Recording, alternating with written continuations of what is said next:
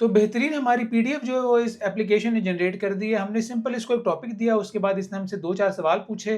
खुद इसने idea device किया कि कौन सा आइडिया पे हम रिसर्च पेपर लिखेंगे, और जब हमने उसको कहा कि हमें रिसर्च पेपर इस आइडिया पे लिख के दो जो उसने रिकमेंड किया था, तो उसने हमें एक पीडीएफ जो है वो एक्सपोर्ट करके दी है। अगर मैं इस पीडीएफ को ओपन करूँ जो कि मेरे आउटपुट फ़ोल्डर में है, मैंने खुद ये आउटपुट फ़ोल्डर सेट किया था कि यहाँ पर आपने जो भी पीडीएफ बनानी है, इस एजेंट को मैंने बताया था वो यहाँ पर एक्सपोर्ट करो।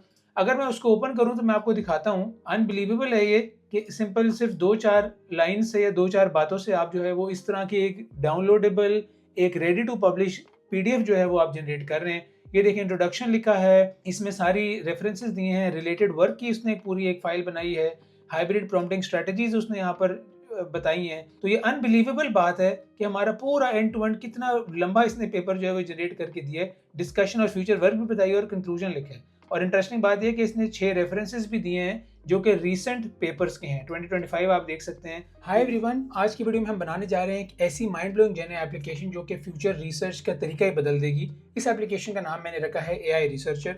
रिसेंटली एक इंटरव्यू में सैम अल्टमैन जो कि सीईओ हैं ओपन एआई के, उनसे किसी ने पूछा कि what scares him the most when it comes to artificial intelligence. उन्होंने जवाब दिया कि जब एआई खुद से अपने आप को इम्प्रूव करने लग जाएगी और उसकी जो इम्प्रूवमेंट स्पीड है वो इंसान की रिसर्च से तेज़ हो जाएगी या ओपन एआई की कंपनी से तेज़ हो जाएगी, तो फिर मेरे ख्याल से एआई जो है वो इंसान के कंट्रोल से बाहर होगी, क्योंकि वो अपने आप को खुद से इम्प्रूव करेगी, खुद से रिसर्च करेगी और उसका कंट्रोल जो है लेना वो फिर थोड़ा मुश्किल हो जाएगा।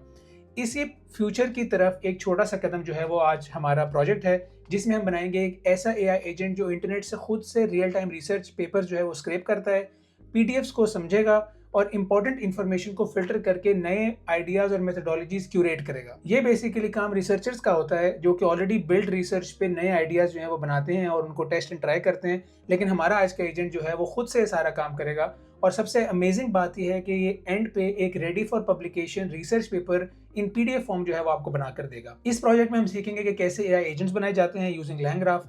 LangGraph right now I think it is the most advanced and sophisticated agentic framework in the world when it comes to Python। और जनरली LangGraph आपको दो तरीके देता है एजेंट्स बनाने के। एक ज़रा सिंपल या हाई लेवल मेथड है जिसमें you just need 1 line of code LLM को एजेंट में बनाने के लिए, और एक ज़रा एडवांस सेटअप है जो कि जनरली कंपनीज या बड़ी कंपनीज इस्तेमाल कर रही हैं आज के दौर में, जिसमें आपको बहुत ज़्यादा कंट्रोल मिलता है डेवलपमेंट के दौरान, और it is built for advance level applications. आज मैं आपको इन दोनों तरीकों से एजेंट बनाने सिखाऊंगा, और ये एप्लीकेशन जो है ये एक रेडी टू डिप्लॉय एप्लीकेशन होगी with web scrapping, multi user memory and smart agentic tool integration. इसमें टूल्स भी हम खुद बनाएंगे। मुझे काफ़ी अरसे से रिक्वेस्ट आ रही थी मल्टीपल प्लेटफॉर्म्स पे कि मैं एक एआई वेब स्क्रैपिंग से रिलेटेड, क्योंकि it is a very famous topic in the AI world right now, AI web scrapping से रिलेटेड कोई प्रोजेक्ट बनाऊं। और इस प्रोजेक्ट का एक इंपॉर्टेंट सेक्शन जो एआई रिसर्चर है, इसका एक इंपॉर्टेंट सेक्शन जो है वो एआई वेब स्क्रैपिंग पर भी फोकस करता है। तो अगर आपको एआई वेब स्क्रैपिंग भी सीखनी है तो उसके लिए भी ये प्रोजेक्ट जो है वो बहुत ही इंफॉर्मेटिव और इनक्रेडिबल होगा। मेरे ख्याल से अगर आपने ये प्रोजेक्ट समझ के रेप्लिकेट कर लिया तो आपको जितने एजेंटिक एआई के वर्कफ्लो या टूल्स या एआई एजेंट्स क्या होते हैं, इसका जो कॉन्सेप्ट्स हैं, कोर कॉन्सेप्ट्स हैं, वो आपको समझ आ जाएंगे और आप अपनी एजेंटिक एप्लीकेशंस बनाने के लिए प्रिपेयर्ड होंगे। तो मैं ब्रीफली स्टार्ट करना चाहता हूं उन टूल्स एंड टेक्नोलॉजीज या उन टॉपिक्स से जो हम कवर करेंगे इस पूरे प्रोजेक्ट में, ताकि आपको एक होलिस्टिक ओवरव्यू मिल जाए कि आप क्या क्या चीज़ें इस वीडियो में सीखने वाले हैं। तो आप एआई एजेंट्स बनाने सीखेंगे यूजिंग LangGraph। LangGraph की कुछ टर्मिनोलॉजीज हैं, नोड्स क्या होती हैं, एजेस क्या होती हैं, और यही रीज़न है कि LangGraph जो है इतना सोफिस्टिकेटेड है, इतना एडवांस्ड है, क्योंकि उसमें बहुत ज़्यादा फ्लेक्सिबिलिटी और कंट्रोल आपको मिलता है।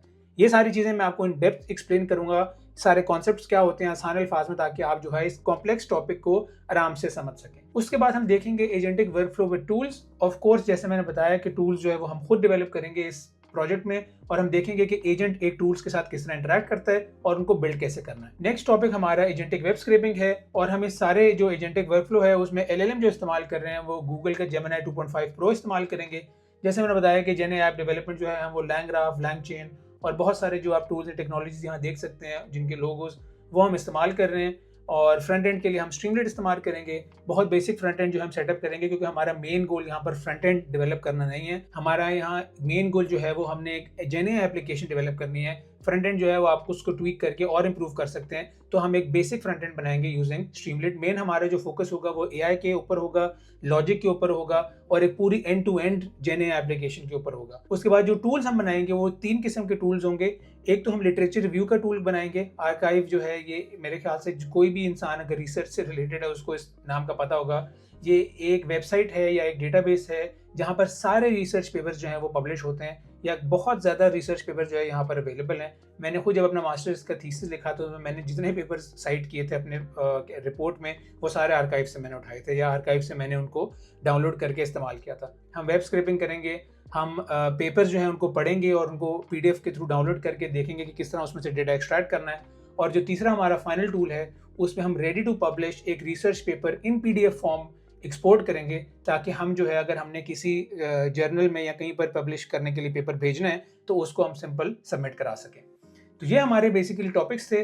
नेक्स्ट सेगमेंट जो है उसमें मैंने ब्रीफली जो है डिस्कस करना है टेक्निकल आर्किटेक्चर, ताकि आपको पता हो कि किस तरह पूरी एप्लीकेशन जो है वो डिज़ाइंड है। जैसे मैंने बताया कि जो फ्रंट एंड है वो हमारा स्ट्रीमलेट है, ये ग्रीन बॉक्स में आप देख सकते हैं। यहाँ पर एक यूज़र बैठा है, वो एक टॉपिक जो है मेंशन करेगा हमारे AI एजेंट को।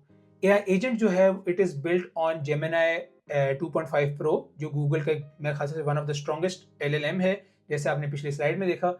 और AI एजेंट जो है यहाँ पर इसके पास एक्सेस होगी कुछ टूल्स की। मेरी एक सेपरेट वीडियो है जिसमें मैंने इन डेप्थ LLM और AI एजेंट को एक्सप्लेन किया है, उनके डिफरेंसेस, उनके वर्कफ्लो के डिफरेंसेस, उनकी स्ट्रेंथ्स और वीकनेसेस जो है वो डिस्कस किए हैं। इफ़ यू आर इंटरेस्टेड, और अगर आपको लगता है कि आपने AI एजेंट और LLM के कॉन्सेप्ट को और स्ट्रॉन्ग करना है, तो वो वीडियो मैं यहाँ पर लिंक कर दूंगा या मेरी डिस्क्रिप्शन में आप फाइंड कर सकते हैं। I highly suggest you to watch that video. उसमें मैंने आपको एग्जांपल्स के साथ एक्सप्लेन किया है कि एक LLM की पावर्स क्या है, या वो किस तरह काम करता है, और एक AI एजेंट जो है वो सेम टास्क को किस तरह अचीव कर सकता है, और उसकी पावर्स कितनी ज़्यादा चेंज हो जाती हैं, कितनी ज़्यादा बढ़ जाती हैं। हमने अगर AI रिसर्चर का एजेंट बनाना है तो हमें क्या टूल्स उसको देने होंगे? वही टूल्स देने होंगे जो हमें एक इंसान को देते हैं जब वो रिसर्च करता है। अगर आप में से किसी ने रिसर्च किया है या आपको रिसर्च का प्रोसेस पता है, तो वो इसी तरह होता है कि ऑलरेडी जो रिसर्च हुई भी है, पहले उसको थॉरो पढ़ा जाता है अपने टॉपिक से रिलेटेड। अगर मैंने for example large language models के ऊपर एक रिसर्च लिखनी है, या प्रॉम्प्ट इंजीनियरिंग के ऊपर अगर मैंने रिसर्च करनी है, तो पहले तो मैं स्टेट ऑफ द आर्ट चीज़ें पढ़ूंगा, रिसर्च लेटेस्ट देखूंगा कि कौन सी रिसर्च हुई भी है प्रॉम्प्ट इंजीनियरिंग पे या रैक पे, जो भी मेरा टॉपिक ऑफ इंटरेस्ट है उसके ऊपर क्या रिसर्च हुई है। उस रिसर्च के ऊपर जो लेटेस्ट चीज़ें होंगी उसमें कुछ गैप्स होंगे या कुछ फ्यूचर वर्क की अपॉर्चुनिटीज़ होंगी। मैं फिर उन रिसर्च पेपर्स को पढ़ के अंडरस्टैंड करके लेटेस्ट आप समझ लें स्टेट इस रिसर्च की देख के फिर उसके ऊपर जो है अपना काम करना शुरू करूंगा। तो उसके लिए मुझे सबसे पहले तो ब्राउज करने के लिए एक्सेस चाहिए। हम ब्राउज जो है आर्काइव पे एक्सेस देंगे अपने एजेंट को कि वो वहाँ से वेब स्क्रैपिंग कर सके। उसके बाद हमें फिल्टर करने की इंपॉर्टेंट पता होनी चाहिए बात के, एक फॉर एग्जाम्पल रैक में मैंने अगर पेपर लिखना है तो मुझे कह लें कि कुकिंग से रिलेटेड आर्टिकल्स नहीं चाहिए, या मुझे हेल्थ से रिलेटेड आर्टिकल्स नहीं चाहिए। मेरा जो फोकस है वो रैक की तरफ है, तो मुझे फिल्टर करने की भी अकल होनी चाहिए। तो यही एक फिल्टरिंग का टूल, ये जो है हम रिसर्च करने का टूल जो है ये भी हम क्रिएट करेंगे। और उसके बाद अपनी मेथडोलॉजीज क्यूरेट करना, या अपने नए आइडियाज़ को इम्प्लीमेंट करना कि अगर मैं नए आइडियाज़ जो है वो इम्प्लीमेंट करता हूँ तो वो किस तरह परफॉर्म कर रहे हैं, क्या वो एग्जिस्टिंग मेथडोलॉजी से बेहतर हैं, और अगर बेहतर हैं तो किस तरह या कितने बेहतर हैं। तो ये सारे तरीके होते हैं जो आप टेस्ट करते हैं ड्यूरिंग रिसर्च। और ये जो स्टेप्स मैं आपको बता रहा हूँ जो एक इंसान को चाहिए होते हैं, उसी से रिलेटेड हम टूल्स जो हैं सेम स्टेप्स के लिए हम टूल्स जो हैं वो अपने AI एजेंट को देंगे। और जब हम अपनी रिसर्च कर लेते हैं, अपनी मेथडोलॉजीज हमने टेस्ट कर ली होती हैं, हमारे एक्सपेरिमेंट्स हो चुके होते हैं, फिर हम उसका एक पेपर लिखते हैं जो कि फिर हम पब्लिश करने के लिए किसी कह लें इदारे को देते हैं कि हमने ये रिसर्च की है, आप इसको पब्लिश करें। तो उस काम के लिए हमें एक PDF एक्सपोर्टर चाहिए, और उसका भी हम एक टूल बनाकर अपने एजेंट को देंगे। तो ये हमारा बेसिकली एंड टू एंड हमारा जो प्रोजेक्ट का जो टेक्निकल आर्किटेक्चर था वो ये था। फ्रंट एंड हमारा स्ट्रीमलेट पे बिल्ट है जैसे आप देख सकते हैं। बाकी फ्रेमवर्क्स हम LangChain यूज़ कर रहे हैं, आप ग्रॉक भी यूज़ कर सकते हैं, मैं LangGraph यूज़ करूँगा, आप OpenAI के मॉडल्स भी इस्तेमाल कर सकते हैं। मैंने जैसे बताया मैं जेमिनी यूज़ करूँगा। आर्काइव की हम लोग वेब स्क्रैपिंग करेंगे। मैं PDF जो है उसका एक बताऊंगा आपको कि PDF से डेटा किस तरह लोड करना है, क्योंकि यूजुअली PDF से डेटा लोड नहीं होता, उसकी एक स्पेसिफिक कह लें कि फ्रेमवर्क है या लाइब्रेरी है, उसका एक स्पेसिफिक तरीका होता है। वो भी मैं आपको आसान अल्फाज में एक्सप्लेन करूंगा। हम लाइन बाय लाइन जो है वो कोड गो थ्रू करेंगे और हम देखेंगे ये काम किस तरह होता है। तो टेक्निकल आर्किटेक्चर हमारा जो है वो कंप्लीट हो चुका है। अब मैं आपको कोड सेटअप यहाँ पर बताना चाहता हूँ कि कोड को मैंने किस तरह और किन सेगमेंट्स में डिवाइड किया ताकि आपको इजी टू डाइजेस्ट चंक्स में जो है वो कोड मिले और आप उसको आराम सुकून से समझ भी सकें और रेप्लिकेट भी कर सकें। हमने टूल्स बनाने हैं, ये हमारा पहला टास्क होगा। उसके बाद ऑफ कोर्स हम इन टूल्स को अपने एजेंट को देंगे और यहाँ पर मैं आपको एक्सप्लेन करूंगा जो 2 तरीके से एजेंट बनाने हैं, यहाँ पर हम उस बारे में बात करेंगे। और फेज 2 में जो है हम अपने स्ट्रीमलेट पे फ्रंट एंड सेटअप करेंगे। वहाँ पर हम फंक्शनैलिटी देंगे कि यूजर जो है वो सवाल पूछ सके, एजेंट जो है वो जवाब दे सके। और फेज 3 में हमने बेसिकली सब कुछ हमने इकट्ठा करना है, अपना फेज 1 का कोड, फेज 2 का code, and then we are going to test it together. ये हमारा कोड सेटअप था। अब हम जाएंगे अपनी टेक्निकल इम्प्लीमेंटेशन पे, जहाँ पर हम कोड लिखेंगे और कोड को डिस्कस करेंगे। तो उसके लिए मुझे VS कोड में अपनी लोकल डायरेक्टरी एक सेटअप करनी पड़ेगी। उसको मैं सेटअप करता हूँ और फिर हम वहाँ से वीडियो को कंटिन्यू करते हैं। तो मैंने अपने लोकल कंप्यूटर में एक नई डायरेक्टरी जो है वो सेटअप कर ली है और उसका नाम रखा है AI रिसर्चर, जैसा आप यहाँ टॉप लेफ्ट पे देख सकते हैं। और उसके अंदर मैंने VS कोड जो है वो ओपन कर लिया है। सबसे पहला काम तो हम ये करेंगे कि हमने यूवी के थ्रू, जो कि एक पैकेज मैनेजमेंट टूल है और उसके ऊपर भी मेरी एक इन डेप्थ वीडियो है कि यूवी क्यों फास्ट है और मैंने क्यों यूवी पे स्विच किया, वो भी मैं यहाँ लिंक कर दूंगा। If you have time I highly suggest you to watch it. तो उसके साथ हम इनिट करेंगे या अपना कह लें कि वर्चुअल एनवायरनमेंट सेटअप करेंगे with only 3 words UV init period. इससे क्या होगा कि हमारी जो रिपोजिटरी या फोल्डर है, इसमें आप ये देख सकते हैं यहाँ पर कि कुछ फाइल्स जो है वो जनरेट हो चुकी हैं और अब हम यहाँ पर एक प्रोजेक्ट जो है वो बनाना शुरू कर सकते हैं। इससे मेन जो चीज़ होती ये है कि हमारी जो डायरेक्टरी है उसके अंदर एक वर्चुअल एनवायरनमेंट सेटअप हो जाती है यूवी के थ्रू, और उसको हम एक्सेस कर सकते हैं। उसमें अपने लाइब्रेरीज इंस्टॉल कर सकते हैं, अपने फ्रेमवर्क्स इंस्टॉल कर सकते हैं, अपनी मर्जी के वर्जन इंस्टॉल कर सकते हैं। तो उसको मेंटेन करने के लिए हम जो है वो यूवी इस्तेमाल करते हैं। तो अब हम चलते हैं दोबारा अपने कोड सेटअप पे, और हमारा फर्स्ट फेज जो था उसमें हमने क्या करना है, टूल्स बनाने। तो तीनों टूल्स के लिए हम जो है वो डिफरेंट फाइल्स बनाएंगे। हमारा पहला टूल जो है उसका हम नाम रखते हैं archive-tool.py। यहाँ पर हम वेब स्क्रैपिंग और वेब ब्राउजिंग करेंगे। उसके बाद जो हमारा दूसरा टूल होगा उसका हम नाम रखते हैं readpdf.py, क्योंकि यहाँ पर हमारे वेब पे कह लें कि PDF अवेलेबल है, उसको हमने किस तरह रीड करना है, वो हमारा सेकंड टूल होगा। और जो हमारा थर्ड टूल होगा उसका हम नाम रख लेते हैं WritePDF। हमारा AI एजेंट जो है इसको इस्तेमाल करके हमारा रिसर्च पेपर जो है वो लिखेगा। तो ये हमने 3 फाइल जो थी वो बना ली। और जो दूसरा हमारा स्टेप है हमारे फेज़ 1 में, उसमें हमने AI एजेंट जो है वो सेटअप करना है यूजिंग LangGraph। तो उसको हम यहाँ मेन को रीनेम कर लेते हैं और इसका नाम रख लेते हैं AI रिसर्चर।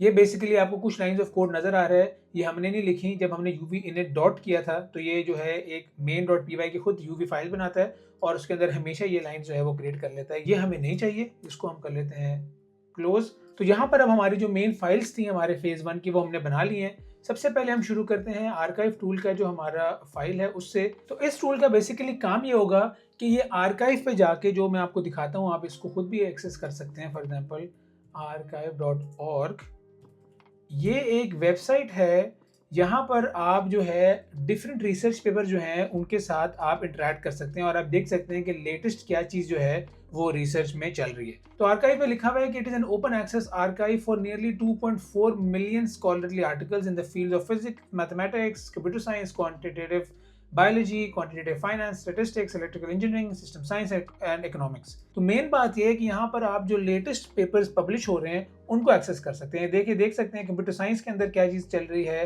फॉर एग्जांपल अगर हम यहाँ लिखते हैं प्रॉम्प्ट इंजीनियरिंग और देखते हैं कि प्रॉम्प्ट इंजीनियरिंग से रिलेटेड कौन से पेपर्स पब्लिश हुए हैं, ये देख लें।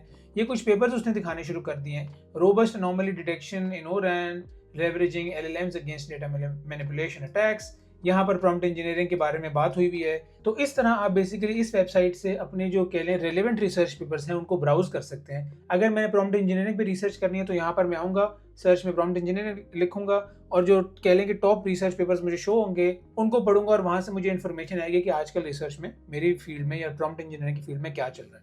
तो मैं आपको ओवरव्यू देना चाह रहा था कि आर्काइव बेसिकली है क्या और हम इसको क्यों एक्सेस कर रहे हैं।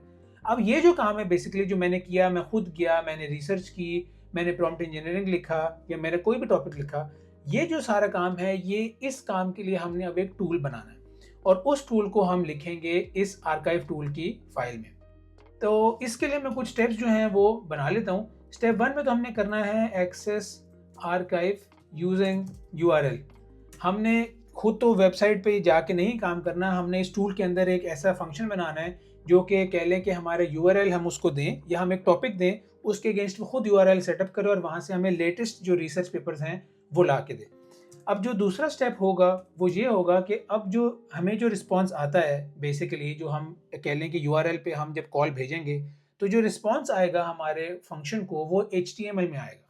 क्योंकि आप जो कह लें हमारे जो वेबसाइट है आर्काइव, ये UI के थ्रू हम एक्सेस नहीं कर रहे, हम इसको कोड के थ्रू एक्सेस कर रहे हैं।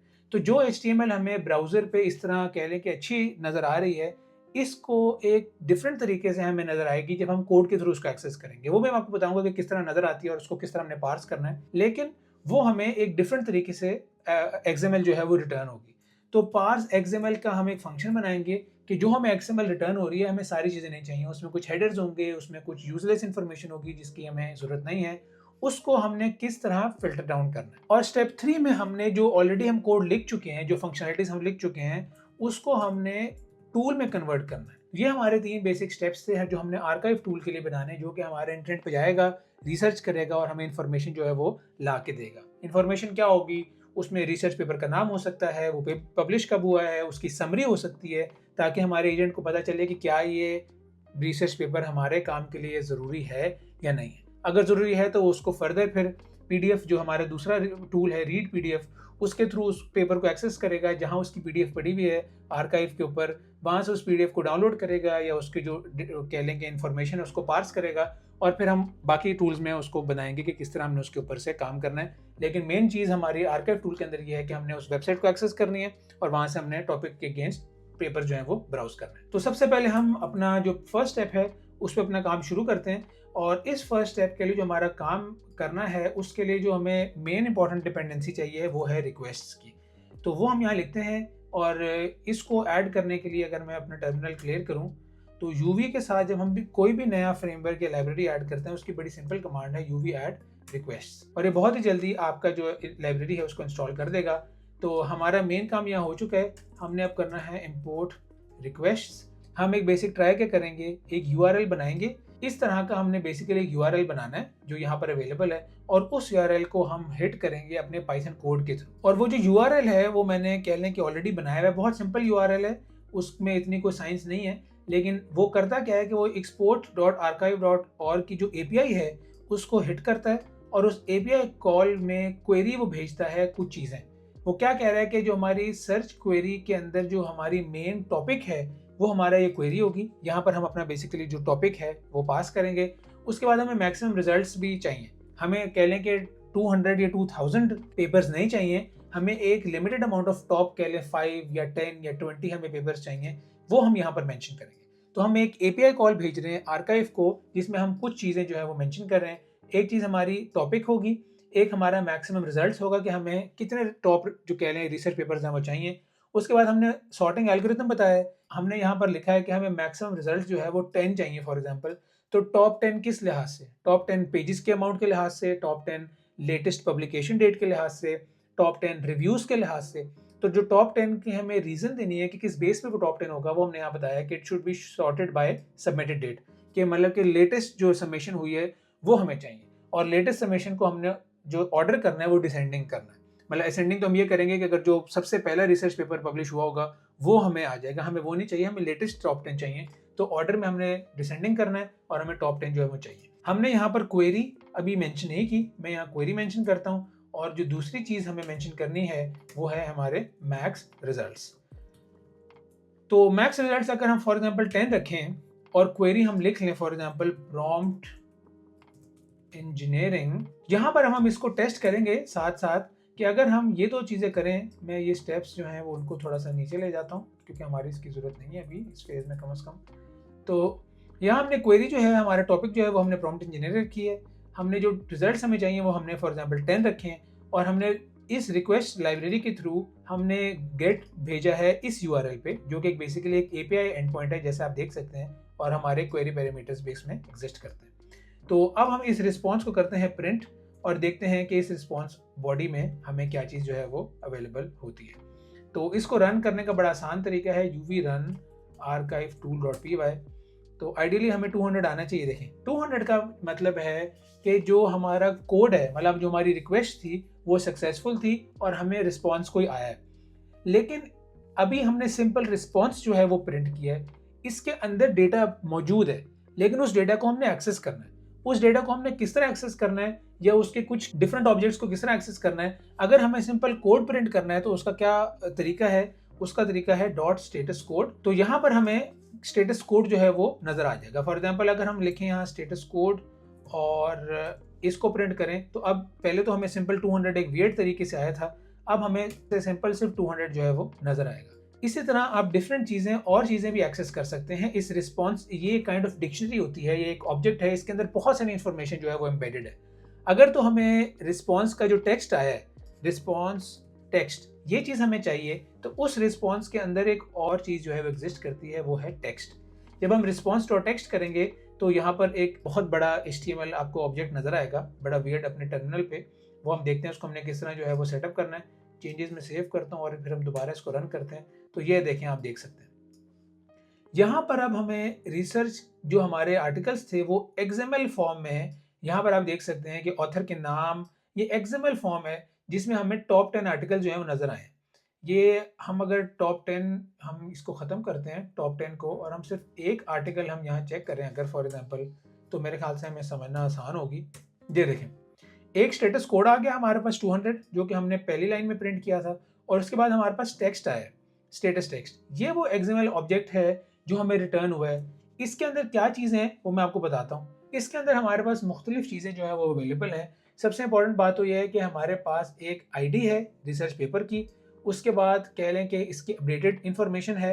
HTML से अगर आप थोड़े से भी कह लें फेमिलियर हैं तो आपको पता होगा कि HTML में टैग्स होते हैं, और वो टैग किस तरह काम करता है कि एक पहले ओपनिंग टैग होता है और फिर एक क्लोजिंग टैग होता है। जैसे आप यहाँ देख सकते हैं कि इस पेपर की समरी का ये ओपनिंग टैग है, और इसी तरह का एक सिमिलर टैग होगा एक फॉरवर्ड बैकस्लैश के साथ। ये देखें, इसके अंदर जो इन्फॉर्मेशन मौजूद है ये बेसिकली एक समरी है। तो ये मैं आपको सिंपल HTML इसलिए बता रहा हूँ क्योंकि हमने जो नेक्स्ट फंक्शन लिखना है उसमें हमने इस HTML को पार्स करना है। हमने इस तरह की HTML अपने एजेंट को नहीं देनी। हमने इस HTML को ब्यूटीफुल बना के या प्रिटी बना के या उस तरीके से हमने सेटअप करके ताकि हमारा एजेंट जो है उसको अंडरस्टैंड कर सके।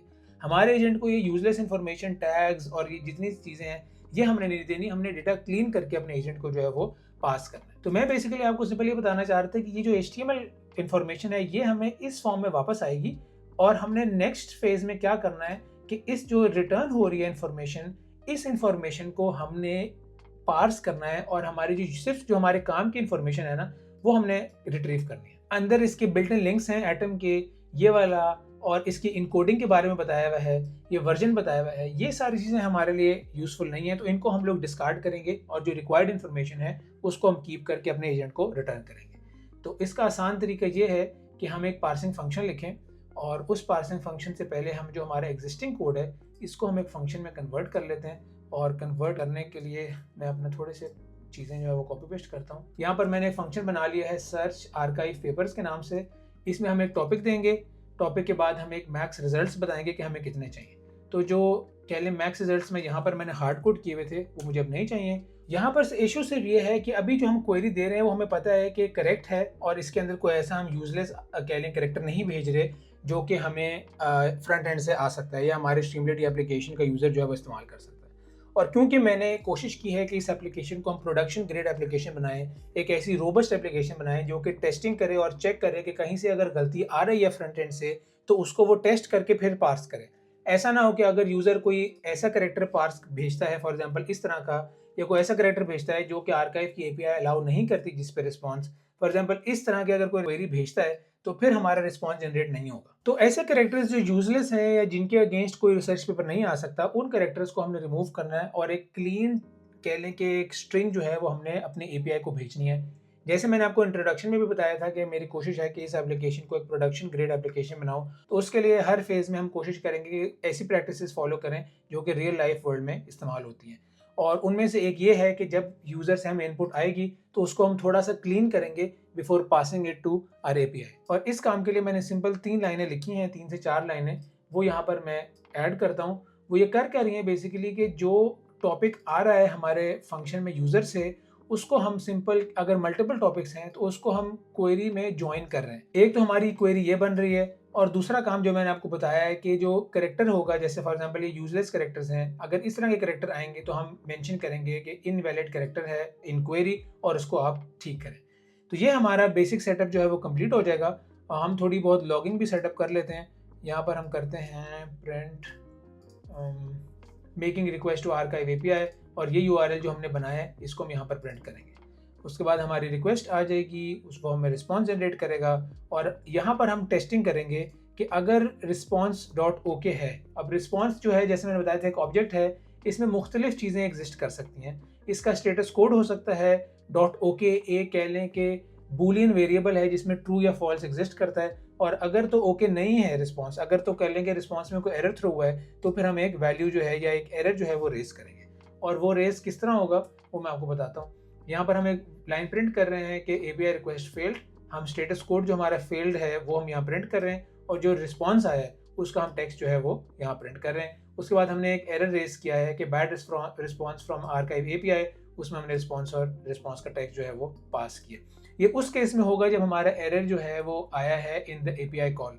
अगर हमारी API कॉल सक्सेसफुल है तो हमने क्या करना है, हमने पार्स करना है अपना डेटा और रिटर्न कर देना है अपना डेटा हमारे बैक फंक्शन को, ताकि हमारा फंक्शन यहाँ कंप्लीट हो जाए। तो यहाँ पर हमने चेक लगाया है बेसिकली कि अगर हमारी रिक्वेस्ट जो है आर्काइव की API को वो फेल हो गई है तो ये एरर थ्रो करो या एरर रेस करो कि एक इशू हुआ है और हमारी रिक्वेस्ट सक्सेसफुल नहीं हुई।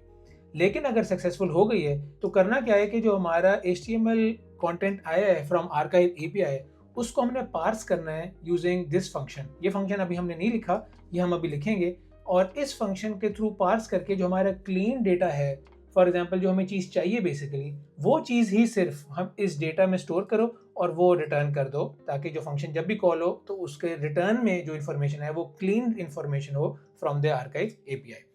अब मैं आपको समझाने के लिए काम करना चाहता हूँ कि रादर देन रिटर्निंग डेटा, मैं यहाँ पर रिस्पॉन्स जो टेक्स्ट जो है वो रिटर्न करना चाहता हूँ। तो यहाँ पर ब्रीफली मैं आपको ये बताना चाहता हूँ कि जो रिटर्न होगी हमें HTML, उसका बेसिक स्ट्रक्चर कैसा होगा और उसका पार्सिंग फंक्शन जो होगा वो हम किस तरह लिखेंगे ताकि हम जो अपने डेटा को क्लीन कर सकें। और देखते हैं हमारा जो कोड है वो किस तरह परफॉर्म कर रहा है।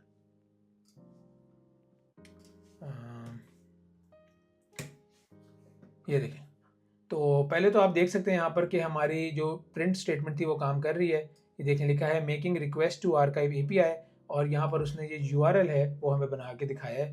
इसमें हमारी जो की टर्म्स थी, ये देखिए प्रॉम्प्ट इंजीनियरिंग, ये सिलेक्ट हो चुकी है, और मैक्स रिजल्ट्स जो थे वो 5 थे, सॉर्ट बाय हमारे सबमिटेड डेट थी, और सॉर्टेड हमारा डिसेंडिंग था। अब इस HTML को मैं करता हूँ कॉपी, और एक वेबसाइट आपके पास ऑनलाइन मिल जाएगी, प्रिटिफाई HTML।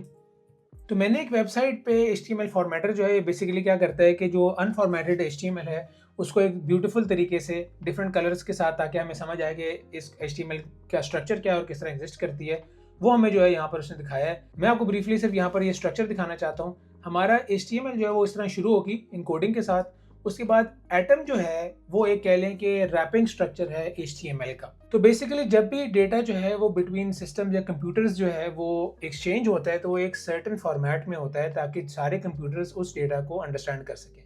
इसी तरह के कुछ वायरिंग फॉर्मेट्स हैं जिनमें HTML है, JSON बहुत मशहूर है, XML है, ये और डिफरेंट तरीके हैं, YAML है, मार्कअप, ये इनको लैंग्वेज का नाम दिया जाता है। यहाँ पर होता क्या है कि एक सर्टेन फॉर्मेट होता है जिससे दूसरे सिस्टम को पता चलता है कि क्या इन्फॉर्मेशन जो है वो मुझे रिट्रीव हुई है। जैसे आप यहाँ देख सकते हैं कि फीड की इन्फॉर्मेशन है, उसके बाद उसका टाइटल है हमारे कॉल का, उसके बाद अपडेटेड की इन्फॉर्मेशन है, और यहाँ पर आप HTML देख सकते हैं। मैं HTML की बेसिक्स में नहीं जाना चाहता कि क्या होती हैं, मैं आपको सिर्फ एक स्ट्रक्चर बता रहा हूँ कि अपडेटेड का टैग है और अपडेटेड का टैग खत्म हो रहा है। इसी तरह बहुत सारी इन्फॉर्मेशन जो है वो एग्जिस्ट करती है। जैसे टाइटल है cut to next generating next shot via in context tuning, ये हमारे इस पेपर का बेसिकली टाइटल है जो हमें HTML रिट्रीव हुआ है।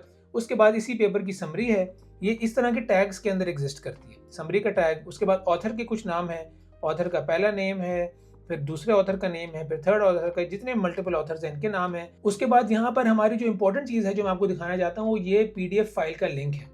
यहाँ पर एक लिंक है, क्या नाम टाइटल है, और वो बता रहा है कि ये PDF इंफॉर्मेशन है, ये PDF का लिंक है।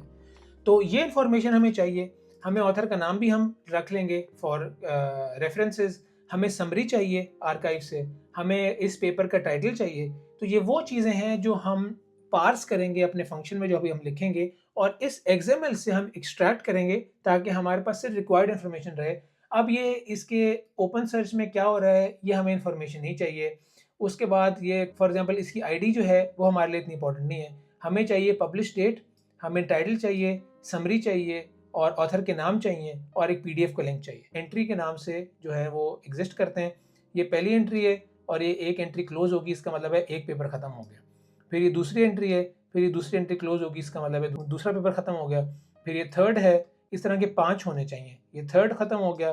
फिर ये फोर्थ एंट्री शुरू हुई, फोर्थ एंट्री में फोर्थ पेपर की इन्फॉर्मेशन है, ये फोर्थ खत्म हो गया, और ये फिफ्थ एंट्री थी और ये फिफ्थ खत्म हो जाएगा। और हमारा टेक्स्ट जो है देखें, ये हमारी जो फीड थी, ये यहाँ एंट्री खत्म हुई, और ये फीड का हमारा एंड टैग था, और इस तरह का बिगिनिंग में भी हमारा एक फीड का स्टार्टिंग टैग होगा। ये देखें, फीड का स्टार्टिंग टैग है।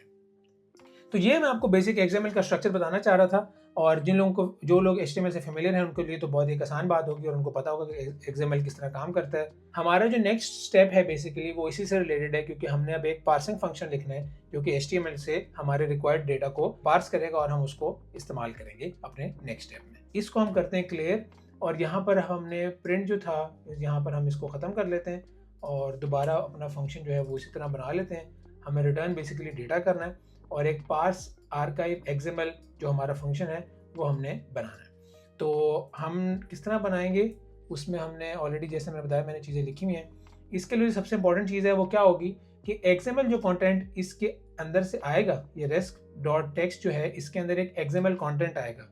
तो इनपुट जो होगी हमारी वो XML कंटेंट होगी और ये स्ट्रिंग की फॉर्म में होगा। जो आउटपुट है वो हमारी डिक्ट होगी। हम एक डिक्शनरी बनाएंगे जिसके अंदर सारे कीवर्ड्स होंगे, और जिस तरह फॉर एग्जांपल ऑथर और ऑथर्स होंगे, फिर समरी और समरी होगी जो कि इजी अंडरस्टैंडेबल वे होगा, और उसको हम फिर अपने एजेंट को रिटर्न करेंगे। तो यहाँ पर XML कंटेंट को पार्स करने के लिए हमें एक इंपोर्ट करनी पड़ेगी जिसका नाम है XML eTree।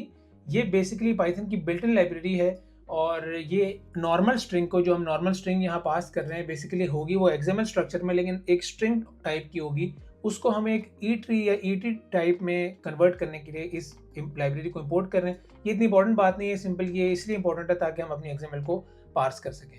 और इसका एक हम डॉक स्ट्रिंग लिख लेते हैं कि it should parse the XML content from the arXiv API's response. ये बेसिकली इस फंक्शन का काम है। तो हम कर क्या रहे हैं, यहाँ पर हमने एक एंट्रीज की एम्प्टी लिस्ट बनाई है। इसके अंदर हम अपनी एंट्रीज जो है वो पार्स करेंगे। एंट्रीज का मतलब है कि अगर फॉर एग्जांपल 5 पेपर हमने पार्स करने हैं तो इस लिस्ट में 5 एंट्रीज होंगी।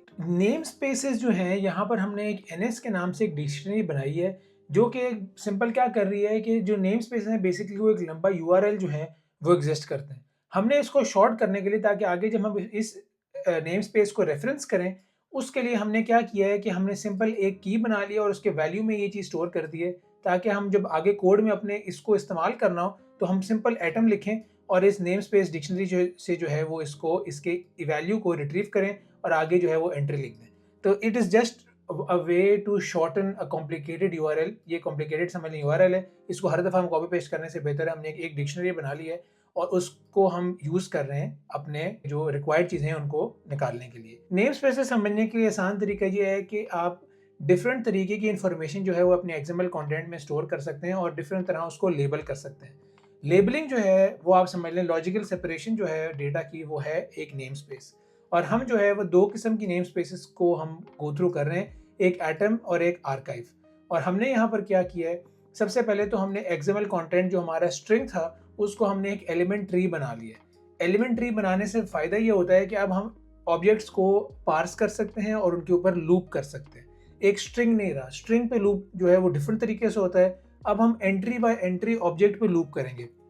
जैसे अगर आप देखें यहाँ पर तो हम लूप करेंगे एक एंट्री से दूसरी एंट्री के ऊपर, और फिर जो एक एंट्री के अंदर डेटा होगा ना उसको हम एक्सट्रैक्ट करेंगे।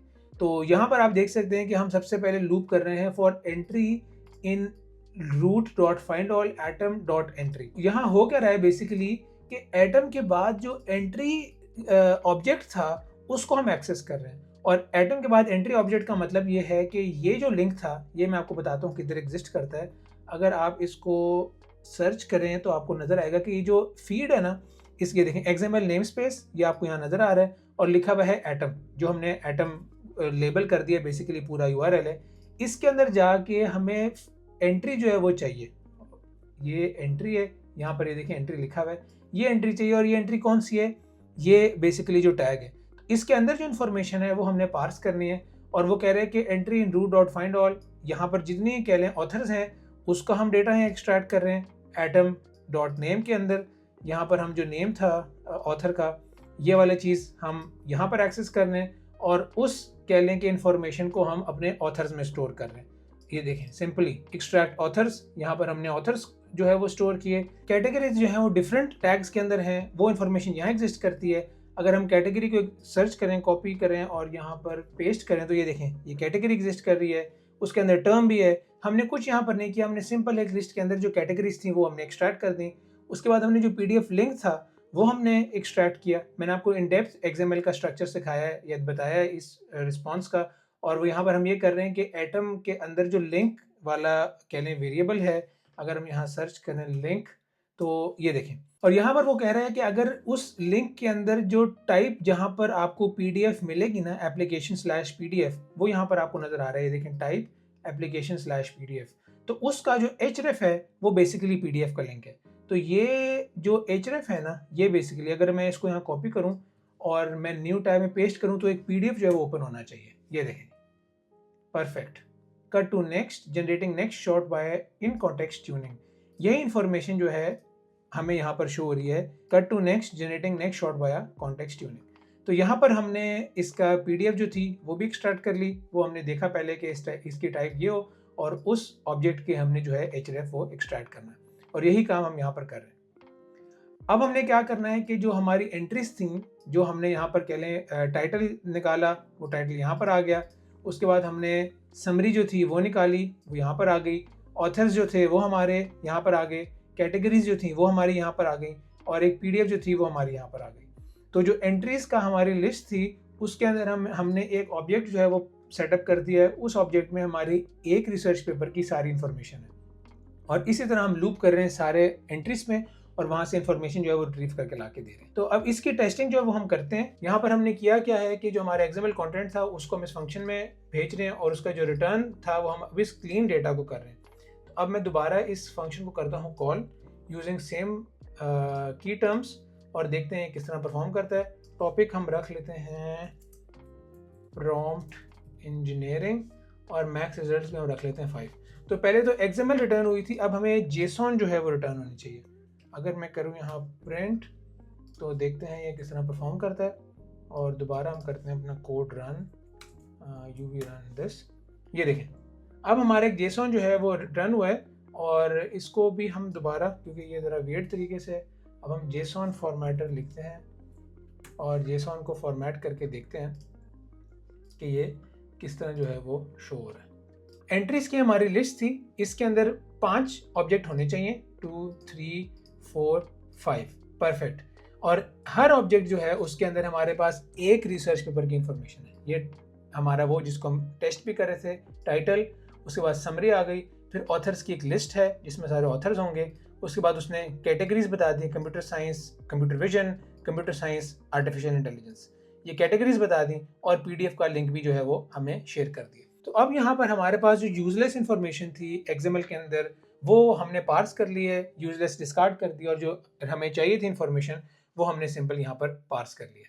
तो अब तक आपको यहाँ क्लियर हो गया होगा कि किस तरह हम आर्काइव पे जा रहे हैं, वहाँ से इंफॉर्मेशन रिट्रीव कर रहे हैं, वो इंफॉर्मेशन में एक्सएमएल फॉर्मेट में है। अब हमने पार्स करके जो क्लीन इंफॉर्मेशन डेटा था जो हमें रिक्वायर्ड था वो हमने जेसॉन में सेव कर लिया। तो यहाँ पर हमारा इस टूल की जो लॉजिक थी वो कंप्लीट हो चुकी है।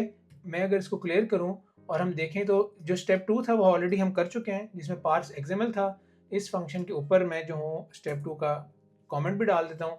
तो हमने अपने पहले स्टेप में कह लें एक्सेस कर लिया यूआरएल के थ्रू, दूसरे स्टेप में हमने पार्स कर लिया, और अब जो तीसरा स्टेप है convert the functionality into a tool. और अब टूल में कन्वर्ट करना बहुत ही सिंपल है, एक फंक्शन लिखना है और उसको मैं बताता हूँ कि एक मैजिकल की टर्म से समझने के टूल में कन्वर्ट हो जाता है। ये तो एक बेसिक फंक्शन है जिसका नाम है आर्काइव सर्च। इसकी मैंने एक डॉक स्ट्रिंग भी लिखी है जो कहती है search for recently uploaded arXiv papers. एक इसका आर्गुमेंट टॉपिक है। ये जो टूल की डॉक स्ट्रिंग है ना, it is the most important thing जो कि एजेंट को बताती है कि इस टूल की फंक्शनैलिटी क्या है। एजेंट जो है जब वो अपने टूल्स देखता है ना कि उसके पास कौन से टूल की एक्सेस है, तो वो कोड नहीं देखता, वो सिंपल उसका नाम देखता है और उसके साथ उस टूल की डॉक स्ट्रिंग देखता है। तो आपने जब भी एजेंटिक काम करना है या एजेंटिक वर्कफ्लो बनाना है या एजेंट्स बनाने हैं या टूल्स बनाने हैं, तो you have to make sure कि ये डॉक स्ट्रिंग है ये प्रिसाइज हो और ये सारी इंफॉर्मेशन जो इस फंक्शन की है वो एक अच्छे तरीके से एक्सप्लेन करे। यहाँ पर मैंने लिखा है search for recently uploaded arXiv papers. Argument मैंने इसके बताए हैं कि टॉपिक है the topic to search for papers about, और ये रिटर्न क्या करती है, it returns a list of papers with their metadata including title, authors और समरी एटसेट्रा। तो अभी ये सिंपल एक फंक्शन है, मैं आपको बताता हूँ इसको टूल में कन्वर्ट कैसे करना है। हम क्या कर रहे हैं, हम जो हमारे सर्च आर्काइव पेपर्स वाला फंक्शन था जो हमने सबसे पहले बनाया था वो हम कॉल कर रहे हैं। पेपर्स जो हमारे रिटर्न हो रहे हैं, अब यहाँ पर हमारे पास क्लीन जेसॉन फॉर्मेट में पेपर जो है वो रिटर्न हुए हैं। तो हम पहले चेक कर रहे हैं कि पेपर्स की लेंथ 0 तो नहीं है। अगर तो कोई पेपर नहीं रिटर्न हुआ तो इसका मतलब है कि एरर है, और वो यहाँ पर प्रिंट कर रहा है कि no papers found for this topic और रेज अ वैल्यू एरर। लेकिन अगर पेपर्स हैं, मतलब हमारे जो टूल था उसने पेपर्स को डेटा रिट्रीव करके ला के दिया है, तो वो सिंपल कह रहा है कि कितने पेपर्स जो है वो रिट्रीव हुए हैं किस टॉपिक के ऊपर, और यहाँ पर वो पेपर जो है रिटर्न कर रहा है। अभी बेसिकली एक नॉर्मल पाइथन फंक्शन है, इसको हम एक टूल में कन्वर्ट करने के लिए LangChain का एक डेकोरेटर इस्तेमाल करेंगे। एक बहुत ही आसान तरीका है। उसके लिए हमें ऑफ कोर्स LangChain जो है वो इंस्टॉल भी करना पड़ेगा, और उसको हम करते हैं uv add LangChain और LangChain core। ये दो चीज़ें जो है हमें इंस्टॉल करनी पड़ेंगी, और हम यहाँ लिखते हैं from LangChain core.tools import tool। ये जो टूल है बेसिकली ये एक डेकोरेटर है। आपने इस फंक्शन के ऊपर सिंपल टूल लिखना है, और अब जो है आपका ये जो फंक्शन था आर्काइव सर्च वाला, it has become a tool for the AI agent. तो अब एक क्वेश्चन अराइज होता है कि जो हमने डिफरेंट फंक्शंस बनाए हैं वो हमने डायरेक्ट ही इस टूल के नीचे क्यों नहीं लिखे। तो जैसे मैं आपको बार बार पीछे में मेंशन कर रहा था कि हम कोशिश कर रहे हैं कि इस एप्लीकेशन में बेस्ट प्रैक्टिसेस फॉलो करें, और जितना लॉजिक का कोड हम सेपरेट कर सकते हैं अपने टूल के कोड से उतना ज़्यादा फ़ायदा है। तो यहाँ पर हमने एग्जैक्टली यही काम किया है। हमारा जो सर्च आर्काइव पेपर्स था, हमारा जो पार्स XML था, जो कि हमारा लॉजिक पार्ट था, वो हमने अलग किया है, सेपरेट किया है, ताकि हमारा टूल जो है वो क्लीन और क्लियर रहे, और उसमें सिंपल हमें वो चीज़ हो जो हमें आसान है समझने के लिए। यहाँ पर हमारा जो फर्स्ट टूल था जो इंटरनेट पे जा रहा था, आर्काइव पे हमारी इन्फॉर्मेशन जो था वहाँ से रिसर्च पेपर्स जो था उसका मेटाडेटा रिट्रीव करके ला के दे रहा था, ताकि एजेंट बता सके कि कौन से पेपर को उसने इन डेप्थ स्टडी करना है। ये वाला पार्ट जो था हमारा कंप्लीट हो चुका है। अब जब यूज़र उसको बताएगा एजेंट को, या एजेंट खुद से डिसाइड करेगा कि कौन से पेपर को उसने इन डेप्थ स्टडी करना है, उसके लिए जो इन्फॉर्मेशन या जो टूल चाहिए वो है रीड PDF का टूल। जैसे मैंने आपको बताया कि ये एक कह लें कि PDF हमारे पास अवेलेबल है, जिसका लिंक हमें हमारा पिछला टूल जो है आर्काइव टूल जो है वो हमें रिट्रीव करके ला के देगा। तो अब इस PDF में जो इन्फॉर्मेशन है वो रीड करनी है हमारे AI एजेंट ने, और उसको रीड करने के लिए अब हम अपना सेकंड टूल जो है वो बनाएंगे। तो सेकंड टूल बनाने के लिए ऑफ कोर्स हमें कुछ फ्रेमवर्क्स या लाइब्रेरीज चाहिए होंगी। सबसे इंपॉर्टेंट लाइब्रेरी जो है वो है हमारी PyPDF2। PyPDF2 बेसिकली अलाउ करती है आपके पाइथन कोड को कि वो PDF के अंदर से डेटा पार्स कर सके। यूजुअली पाइथन या जो प्रोग्रामिंग लैंग्वेजेस होती हैं वो CSV files, text files, Excel files, इनके अंदर से तो डेटा रिट्रीव कर लेती हैं, लेकिन जो PDF फॉर्मेट है उसके अंदर से डेटा रिट्रीव करना जो है वो मुश्किल है। इसके मुख्तलिफ तरीके हैं। माइक्रोसॉफ्ट का अपना एक फ्रेमवर्क है, या अपनी एक कह लें लाइब्रेरी है मार्केट डाउन, उसके थ्रू आप इस्तेमाल कर सकते हैं। जो सबसे कॉमन तरीका है PDF को रीड करने के लिए वो ये फ्रेमवर्क है, या सबसे आसान तरीका भी यही है। इस वजह से हम इस प्रोजेक्ट में इसको इस्तेमाल कर रहे हैं, जिसका नाम है PyPDF2। तो इस लाइब्रेरी को हम इंस्टॉल करेंगे, PyPDF2। ये देखिए हमारी लाइब्रेरी जो है वो इंस्टॉल हो चुकी है, और हम कुछ करेंगे इंपोर्ट्स। सबसे पहले तो हमने टूल इंपोर्ट किया LangChain से। ये टूल हमें चाहिए हमारे इस नॉर्मल पाइथन कोड को कन्वर्ट करने के लिए एक टूल में। उसके बाद IO जो है इनपुट आउटपुट, ये एक बफर है जिसके थ्रू, या एक बाइट्स का एक ऑब्जेक्ट है जिसके थ्रू हम PDF को रीड करेंगे। तो ये एक डिपेंडेंट लाइब्रेरी है, या हम इस्तेमाल कहाँ करेंगे वो मैं आपको बताता हूँ। उसके बाद जो हमारी मेन लाइब्रेरी है PyPDF2, हमने उसको इंपोर्ट किया है। और लास्टली क्योंकि हमने इस PDF को इंटरनेट से एक्सेस करना है, क्योंकि ये PDF हमारे पास लोकली डाउनलोडेड तो नहीं है, हमने एक इंटरनेट पे PDF पड़ी हुई है, उससे हमने डेटा जो है वो रिट्रीव करना है। उसके लिए हमें रिक्वेस्ट की लाइब्रेरी चाहिए, क्योंकि हमने रिक्वेस्ट भेजनी है ये एक URL पे, और वहाँ से हमें डेटा जो आएगा PDF में उसको फिर हम कन्वर्ट करेंगे अपने ऐसे फॉर्मेट में PyPDF के थ्रू जिसको हमारा फंक्शन जो है वो अंडरस्टैंड कर सके। हमने इस टूल में बेसिकली 3 टास्क जो है वो अचीव करने हैं। हमारा जो पहला टास्क है, मैं अगर इनको स्टेप्स में लिखूं, हमारा जो फर्स्ट स्टेप है उसमें हमने एक्सेस PDF वाया URL। जो हमारा पिछला टूल, जो हमारा आर्काइव टूल था, अगर आपको याद हो तो ये एक PDF लिंक भी हमें रिटर्न करता है। PDF लिंक ये पेपर का जो लिंक है, जो पेपर अपलोडेड है उसका हमें रिटर्न करता है। यहाँ तक अब हमारे एजेंट को समझ आ चुकी है कि पेपर की समरी क्या है, टाइटल क्या है, ऑथर्स कौन से और किन कैटेगरीज में लायक करता है। तो अगर अब हमारा एजेंट खुद समझेगा कि ये जो पेपर है वो उसके लिए इंटरेस्टिंग है, या उसको और इन डेप्थ स्टडी करना चाहता है, या कोई यूज़र उसको इनपुट देगा कि ये पेपर मेरे लिए इंटरेस्टिंग है, तो फिर जो हम दूसरा टूल अभी बना रहे हैं रीड PDF का, वो ऑनलाइन इस PDF वाले लिंक पे जो आर्काइव के ऊपर पड़ा हुआ है उसको वो हिट करेगा, और वहाँ से PDF से जो इन्फॉर्मेशन है वो रिट्रीव करेगा।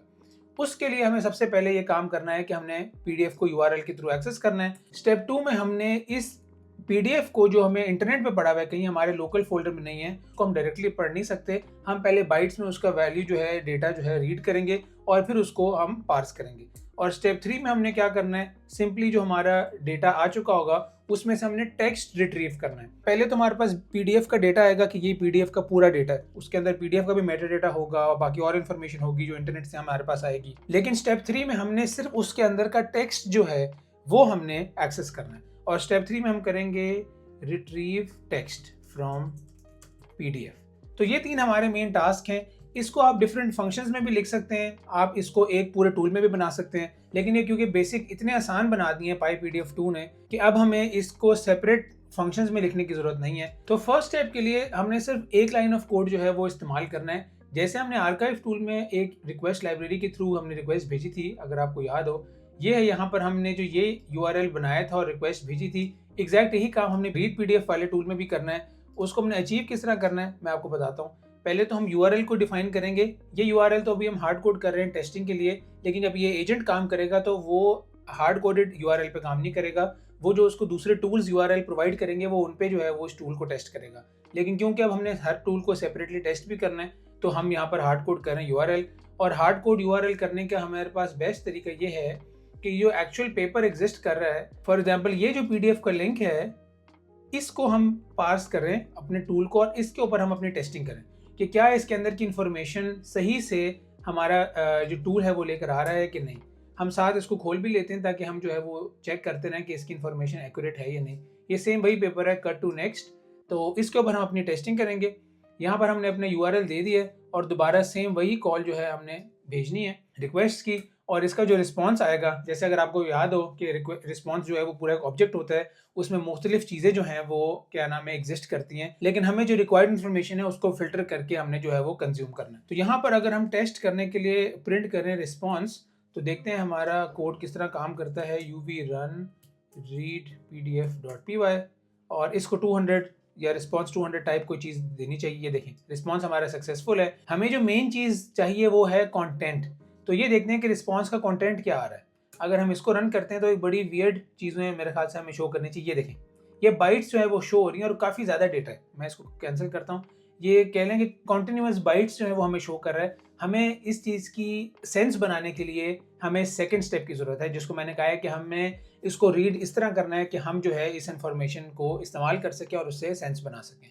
और उसके लिए हमने जो IO लाइब्रेरी है उसको इस्तेमाल किया है। हम डायरेक्ट इस पे काम नहीं कर सकते। ऑफ कोर्स हमें इस स्ट्रीम को रीड करना है पहले सही तरीके से, और उसको तरीके से रीड करने की ये कमांड है। सिंपल वन लाइनर कमांड है। ये PDF फाइल आ गई, इसमें हमने बाइट्स IO को रीड किया, क्योंकि इंटरनेट पे जब डेटा पार्स होता है तो वो टेक्स्ट की या स्ट्रिंग की फॉर्म में नहीं होता है, वो बिट्स या बाइट्स की फॉर्म में होता है। और वही काम हम यहाँ पर जो है वो यूज़ कर रहे हैं। इस प्रिंट स्टेटमेंट को मैं करता हूँ कॉमेंट, और अब हम देखते हैं कि ये PDF फाइल जो है वो उसके अंदर क्या चीज़ स्टोर्ड है। तो यहाँ पर मैं अपना टर्मिनल क्लियर करता हूँ और हम दोबारा रन करते हैं, तो देखते हैं हमें क्या चीज़ शो होती है।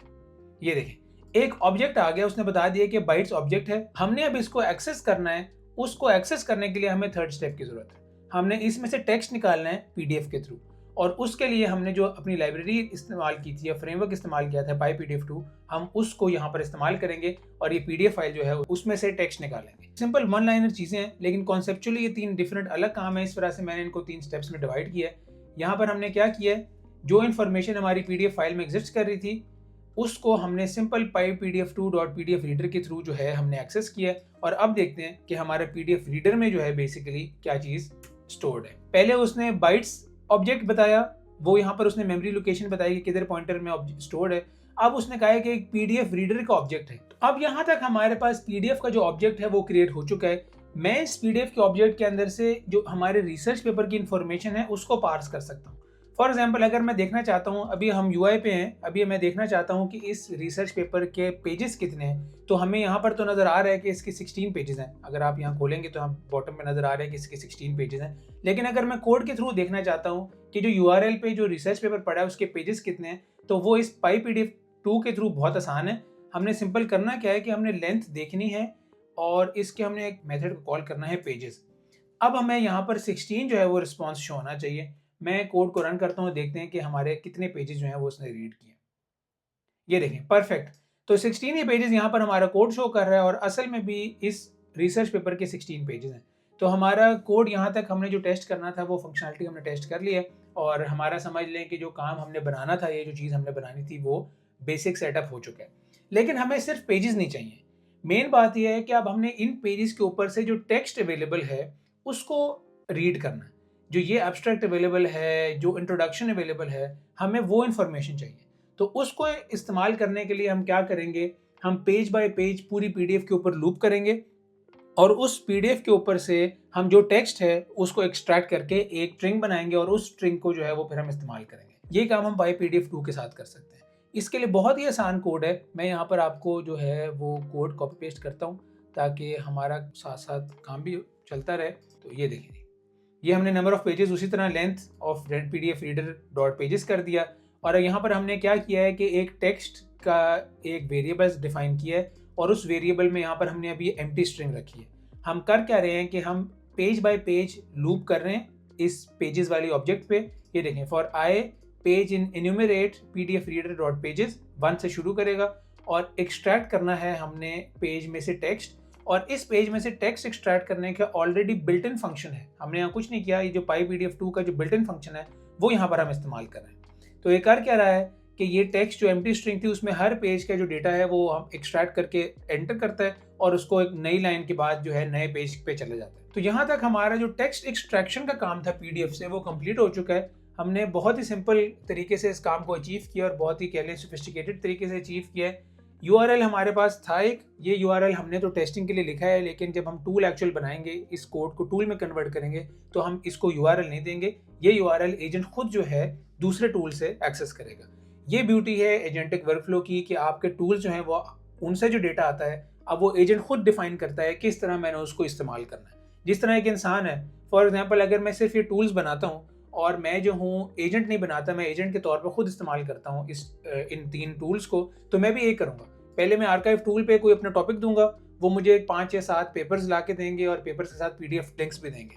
मैं गो थ्रू करूँगा सारे समरीज पे, सबकी टॉपिक्स पे, जो मुझे इंटरेस्टिंग लगेंगे उनकी PDF पे मैं क्लिक करूँगा और उसकी PDF का जो डेटा है वो पढ़ूंगा। तो कोड की टर्म्स में या AI या LLM की टर्म्स में पढ़ना जो है वो डेटा एक्सट्रैक्शन है ताकि उससे एजेंट जो है वो सेंस बना सके, और वही काम हम यहाँ पर कर रहे हैं।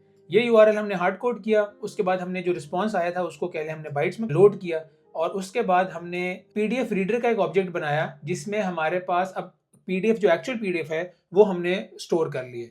अब हमने क्या किया है कि इसके पहले लेंथ ऑफ पेजेस देखे कि इस रिसर्च पेपर में कितने पेजेस हैं। उसके बाद हमने हर पेज के ऊपर लूप किया, आइटरेट किया, और आइटरेट करने के बाद हमने जो उसके ऊपर से टेक्स्ट था, और वो इतना आसान है निकालना कि हमने simple page dot extract text किया और वो टेक्स्ट जो है वो एक्सट्रैक्ट हो गया और उसको हमने इस पूरे टेक्स्ट स्ट्रिंग में जो है वो सेव कर लिया। अब हम इसको ब्रीफली टेस्ट भी करते हैं। ये देखें, उसने कहा है कि extracting text from page 1 of 16, 2, 3, 4, 5, 6, 7, 8, 9, जितने भी पेजेस उसने लूप करके एक्सट्रैक्ट किया है वो इन्फॉर्मेशन यहाँ उसने शेयर की है, और उसने एंड पे बताया है कि successfully extracted 55270 characters of text from PDF। तो लॉजिक अब हमारी कंप्लीट हो चुकी है। इस लॉजिक को सबसे पहले तो हम एक फंक्शन में कन्वर्ट करते हैं और फिर उसको टूल बनाएंगे। फंक्शन में कन्वर्ट करने के लिए हमने क्या करना है, हमने पहले इंडेंटेशन करनी है और हमने लिखना है, बल्कि मैं इसको कॉपी पेस्ट कर लेता हूँ। ये देखें, तो इस URL की अब हमें ज़रूरत नहीं रही। इसको हम कर लेते हैं कट और यहाँ करते हैं पेस्ट। हम इसको अभी फंक्शन को भी टेस्ट करेंगे तो उसका काम यहाँ पर आएगा। और जो मैंने बताया आपको कि सबसे इम्पॉर्टेंट ये है कि हमें डॉक स्ट्रिंग जो है वो बहुत अच्छी लिखी होनी चाहिए, क्योंकि हमने इसको एक टूल बनाना है और एजेंट जो है वो फंक्शन की क्वालिटीज़ या कह लें कि उसकी जो कैरेक्टरिस्टिक्स हैं वो सिर्फ और सिर्फ इस डॉक स्ट्रिंग और फंक्शन के नाम से जो है वो एजेंट बताता है कि इस फंक्शन से क्या हो सकता है। तो यहाँ हमने लिखा है read and extract text from a PDF file given its URL। Argument हमने बताया कि URL of the PDF file to read, और रिटर्न क्या करता है, extracted text content from the PDF। तो ये अब हमें स्टेप्स वाले जो कमेंट्स थे इसकी मेरे ख्याल से ज़रूरत नहीं है। और जब ये टूल कॉल होगा तो हमने सिंपल प्रिंट नहीं करना कि कितने कैलिंग कैरेक्टर्स जो है वो हमने एक्सट्रैक्ट कर लिए हैं। हमने जो एक्चुअल बल्क या चंक ऑफ टेक्स्ट है वो हमने वापस अपने एजेंट को देना है। तो जो हमारे पास वैल्यू है, जो हमने ये जो टेक्स्ट का कह लें कि जो हमने वेरिएबल बनाया है ये वाला, ये हमने अब रिटर्न कर देना है अपने एजेंट को। तो इसकी एक सिंपल लाइन है, ये देखिए, return text dot strip. Strip basically क्या करता है कि जो स्पेस या वाइट स्पेसेस हैं दोनों एंड पे, बिगिनिंग ऑफ द डॉक्यूमेंट या एंड ऑफ डॉक्यूमेंट जो कि यूजलेस इंफॉर्मेशन है, उसको वो स्ट्रिप कर देता है। मैं यहाँ पर क्या करता हूँ, मैं इस URL के अगेंस्ट ये रीड PDF वाला फंक्शन जो है वो कॉल करता हूँ और देखते हैं ये किस तरह परफॉर्म कर रहा है। प्रिंट रीड पीडीएफ और यूआरएल हमने ऑलरेडी दिया हुआ है। उसने फिर टेक्स्ट देना जो है वो शुरू कर दिया। अब हम उसका टेक्स्ट प्रिंट कर रहे हैं। देखें, कट टू नेक्स्ट, एग्जैक्टली वही है, generating next dot by and context tuning, ये सारी वो चीज़ें जो उस पेपर में लिखी हुई हैं। ये अगर आप देखें, ये देखें बाय एंड कॉन्टेक्स्ट ट्यूनिंग, ये सारी वो चीज़ें हैं जो ये देखें पेपर ऑथर्स के नाम हैं। ये सब वो टेक्स्ट है जो हमारे पीडीएफ में या जो लिंक था पीडीएफ का वहाँ पर अवेलेबल था, वो हमने यहाँ पर रिटर्न किए। तो एग्जैक्टली वही चीज़ें उसने सारी प्रिंट की हैं। तो ये इन्फॉर्मेशन अब हमारे पास आ गई है और अब हमारा कोड जो है वो सही काम कर रहा है। एक आखिरी स्टेप में मैं क्या काम करना चाहता हूँ, क्योंकि मैंने जैसे बार बार आपको बता रहा हूँ कि मैं एक प्रोडक्शन लेवल एप्लीकेशन मेरा गोल है या एम है यहाँ पर, उसके लिए कुछ बेस्ट प्रैक्टिसेस हैं वो हम फॉलो कर रहे हैं। ऑफ कोर्स अभी भी बेहतरी की गुंजाइश है। जैसे मैं यहाँ प्रिंट स्टेटमेंट्स इस्तेमाल कर रहा हूँ, आप लॉगर इस्तेमाल कर सकते हैं लॉग्स बेहतर प्रिंट करने के लिए, लेकिन मैं आपको सिर्फ स्ट्रक्चर बताना चाह रहा हूँ कि किस तरह एक प्रोडक्शन लेवल एप्लीकेशन जो है वो काम करती है। और ख़ास तौर पे कॉल्स की, जब हम एपीआई कॉल करते हैं या इंटरनेट पे कोड के थ्रू हम रिक्वेस्ट भेजते हैं, तो उसके लिए सबसे इंपॉर्टेंट चीज़ होती है ट्राई एक्सेप्ट ब्लॉक। क्योंकि अगर किसी दूसरे की सर्विस डाउन है, फॉर एग्जांपल हम आर्काइव पे रिक्वेस्ट भेज रहे हैं और आर्काइव की सर्विस डाउन है, उनका सर्वर ख़राब हुआ हुआ है या for X Y Z reason वो रिस्पॉन्स ख़राब दे रहे हैं, तो हमें पता हो कि हमारा फंक्शन क्यों काम नहीं कर रहा। हमें लॉजिक में घुस के दोबारा से बेहतरी करने की ज़रूरत ना पड़े, हमें समझ आ जाए कि अच्छा ये इस वजह से काम नहीं कर रहा क्योंकि दूसरी जो सर्विस जिससे हम बात कर रहे हैं वो ठीक नहीं है, उसमें एरर है टेम्प्रेरी, तो हम कुछ देर बाद दोबारा ट्राई करेंगे। उसका आसान सा तरीका ये है कि हमने ट्राई एक्सेप्ट ब्लॉक लगाना है और उसको हमने लगाना इस तरह है कि यहाँ पर हम ट्राई का कोड लिखेंगे कि आप ये सारा कोड जो है वो ट्राई करें और अगर तो कहीं पर भी एरर फेस हो तो वो एरर जो है वो रेस करें। तो एरर क्या करेगा, ये देखिए लॉगर डॉट एरर, मैंने टेस्टिंग में लॉगर इस्तेमाल किया था, लेकिन यहाँ पर मैं आपको प्रिंट फॉर सिंप्लीफिकेशन प्रिंट बता रहा हूँ। आप लॉगर के थ्रू भी कर सकते हैं, it is not a big deal. तो यहाँ पर ये देखें एरर रीडिंग पीडीएफ, और जो एरर आया वो यहाँ पर एक बेहतरीन तरीके से वो प्रिंट कर दे। तो ये हमारा दूसरा जो था फंक्शन वो भी कंप्लीट हो चुका है, लेकिन अभी तक हमारा फंक्शन जो है वो टूल में कन्वर्ट नहीं हुआ। तो उसको हम टूल में कन्वर्ट करने के लिए सिंपल ये काम जो है वो करेंगे। एक डेकोरेटर इसको कहते हैं। डेकोरेटर बेसिकली एक नॉर्मल फंक्शन को एक एक्स्ट्रा कैपेबिलिटी दे देता है, और जिस तरह ये टूल का डेकोरेटर है इस तरह और भी चीज़ों के डेकोरेटर्स होते हैं। टेस्टिंग में अक्सर डेकोरेटर्स इस्तेमाल होते हैं, यूनिट टेस्टिंग में, या और भी बहुत सारी चीज़ें जहाँ पर ये डेकोरेटर्स इस्तेमाल होते हैं। और ये कह लें पाइथन की एक ब्यूटी है कि वो एक आसान तरीके से आपको बहुत ज़्यादा सोफिस्टिकेटेड काम जो है वो बिहाइंड द सीन्स करा देता है। यहाँ पर हमारा जो नॉर्मल बेसिक फंक्शन था वो भी एक डेकोरेटर के थ्रू एक टूल बन चुका है। तो सेकंड टूल भी हमारा कंप्लीट हो चुका है और हम अपने अगर दोबारा प्रेजेंटेशन पे चलें तो देखते हैं कि हमारे क्या चीज़ें हो चुकी हैं। आर्काइव टूल हमने बना लिया है, रीड पेपर टूल हमने बना लिया है, अब हमने राइट पीडीएफ जो टूल है वो सेटअप करना है। तो अभी तक एजेंट ने हमारे जो है वो रिसर्च कर ली, आर्काइव पे जाके समरी देख ली कि कौन सा पेपर उसके लिए इंटरेस्टिंग है, जो रिसर्च पेपर उसने और इन डेप्थ पढ़ने उनके पीडीएफ को वो एक्सेस करेगा और उनका डेटा जो है वो एक्सट्रैक्ट करेगा, और उसके लिए हमने अपना सेकंड टूल जो है वो बनाया रीड पीडीएफ का। अब हमने तीसरा काम क्या करना है कि ये रिसर्च के लिए हमारे दो काम हो गए। अब हमारा एजेंट जो है उसको हमने अलाउ करना है कि आपने रिसर्च कर ली, आपने पढ़ लिया सारा कुछ, आपने कह लें कि लिटरेचर रिव्यू भी कर लिया, अब आपकी अपनी जो फाइंडिंग्स या थॉट्स हैं उनको आपने एक पीडीएफ फॉर्म में लिखना है। उसके लिए हमारा थर्ड टूल जो है राइट पीडीएफ का, वो हमें सेटअप करना है। और इसको सेटअप करने के लिए हमारा जो सबसे इंपॉर्टेंट या फर्स्ट स्टेप है उसमें हमने अपनी डिपेंडेंसीज जो है वो इंस्टॉल करनी है। जो हमारी सबसे पहली डिपेंडेंसी है वो है टेक्टोनिक। टेक्टोनिक बेसिकली क्या चीज़ है, जब भी आप रिसर्च पेपर लिखते हैं या जब भी कोई आपने ऐसा पेपर लिखना है जिसमें आपकी फॉर्मेटिंग है, जिसमें आपने टेबल्स ऐड कर रहे हैं, जिसमें आपने फिगर्स ऐड करनी है और उनको रेफरेंस देना है, जिसमें आपने दूसरे रिसर्च पेपर्स पे रेफरेंस देना है, तो वो सारा काम आप वर्ड के ऊपर नहीं कर सकते। वर्ड के ऊपर पॉसिबल तो है, लेकिन वर्ड बेसिकली क्या करता है कि उसकी फॉर्मेटिंग मेंटेन या उसको सेटअप करना बहुत डिफिकल्ट है। आप में से अगर किसी ने वर्ड पे काम किया हुआ है, माइक्रोसॉफ्ट वर्ड पे या गूगल डॉक्स पे, तो आपको पता है कि जब आप डॉक्यूमेंट बनाते हैं, अगर आपसे गलती से कोई एक एंटर प्रेस हो गया या एस्केप या स्पेस बार प्रेस हो गई, तो वो पूरे डॉक्यूमेंट की फॉर्मेटिंग जो है वो ख़राब कर देता है और फिर आपको दोबारा रीफॉर्मेट करना पड़ता है। तो इससे बचने के लिए एक बहुत बेहतरीन टूल है या बहुत बेहतरीन एप्लीकेशन है या एक टाइप ऑफ लैंग्वेज है बेसिकली, जो कि है टेक्स्ट। तो उस फॉर्मेट में आपका रिसर्च पेपर या जो डॉक्यूमेंट है वो लिखा जाता है और फिर उस फॉर्मेट से एक्सपोर्ट किया जाता है पीडीएफ में। तो ये जो टेक्स्ट फॉर्मेट है ये हमें बेसिकली एक एआई एजेंट, जो हमारा एआई एजेंट है वो प्रोवाइड करेगा, रिसर्च करके खुद से पूरा डॉक्यूमेंट बनाएगा और उसको फिर हमने अपने पीडीएफ में एक्सपोर्ट करना है। तो इस टूल में हम ये सारा काम करेंगे। इनपुट हमें इस टूल की क्या होगी, हमारा एआई एजेंट टेक्स्ट फॉर्मेट में जिसमें रिसर्च पेपर्स लिखे जाते हैं उस फॉर्मेट में हमें देगा और इस टूल के ज़रिए हम उस फॉर्मेट से पीडीएफ में एक्सपोर्ट करेंगे। तो मैंने कुछ स्टेप्स लिखे हैं, उनको मैं यहाँ पेस्ट करता हूँ और हम स्टेप बाय स्टेप इस टूल को डेवलप करते हैं। यहाँ पर फर्स्ट स्टेप में जैसे आपको नज़र आ रहा है, मैंने लिखा है install tectonic and import dependencies. Tectonic basically Python की इनबिल्ट लाइब्रेरी नहीं है, ये एक सिस्टम वाइड डिपेंडेंसी है जो आपके लोकल मशीन पे या लैपटॉप पे इंस्टॉल होगी। जैसे अगर मैं मैक इस्तेमाल कर रहा हूँ, मुझे लिखना पड़ेगा ब्रू इंस्टॉल टेक्टोनिक और ये मेरे लैपटॉप पे इंस्टॉल हो जाएगी। मेरे लैपटॉप पे ऑलरेडी इंस्टॉल्ड है तो इसको ज़्यादा टाइम नहीं लेना चाहिए। लेकिन अगर आप लिनक्स पे हैं या विंडोज़ पे हैं तो उसके लिए मैं आपको नीचे अपने वीडियो की डिस्क्रिप्शन में पूरे एंड टू एंड ट्यूटोरियल जो है वो शेयर कर दूंगा। आप वहाँ से उनकी सिंपल ईजी कमांड्स है उसको फॉलो करके अपने लैपटॉप में इंस्टॉल कर सकते हैं।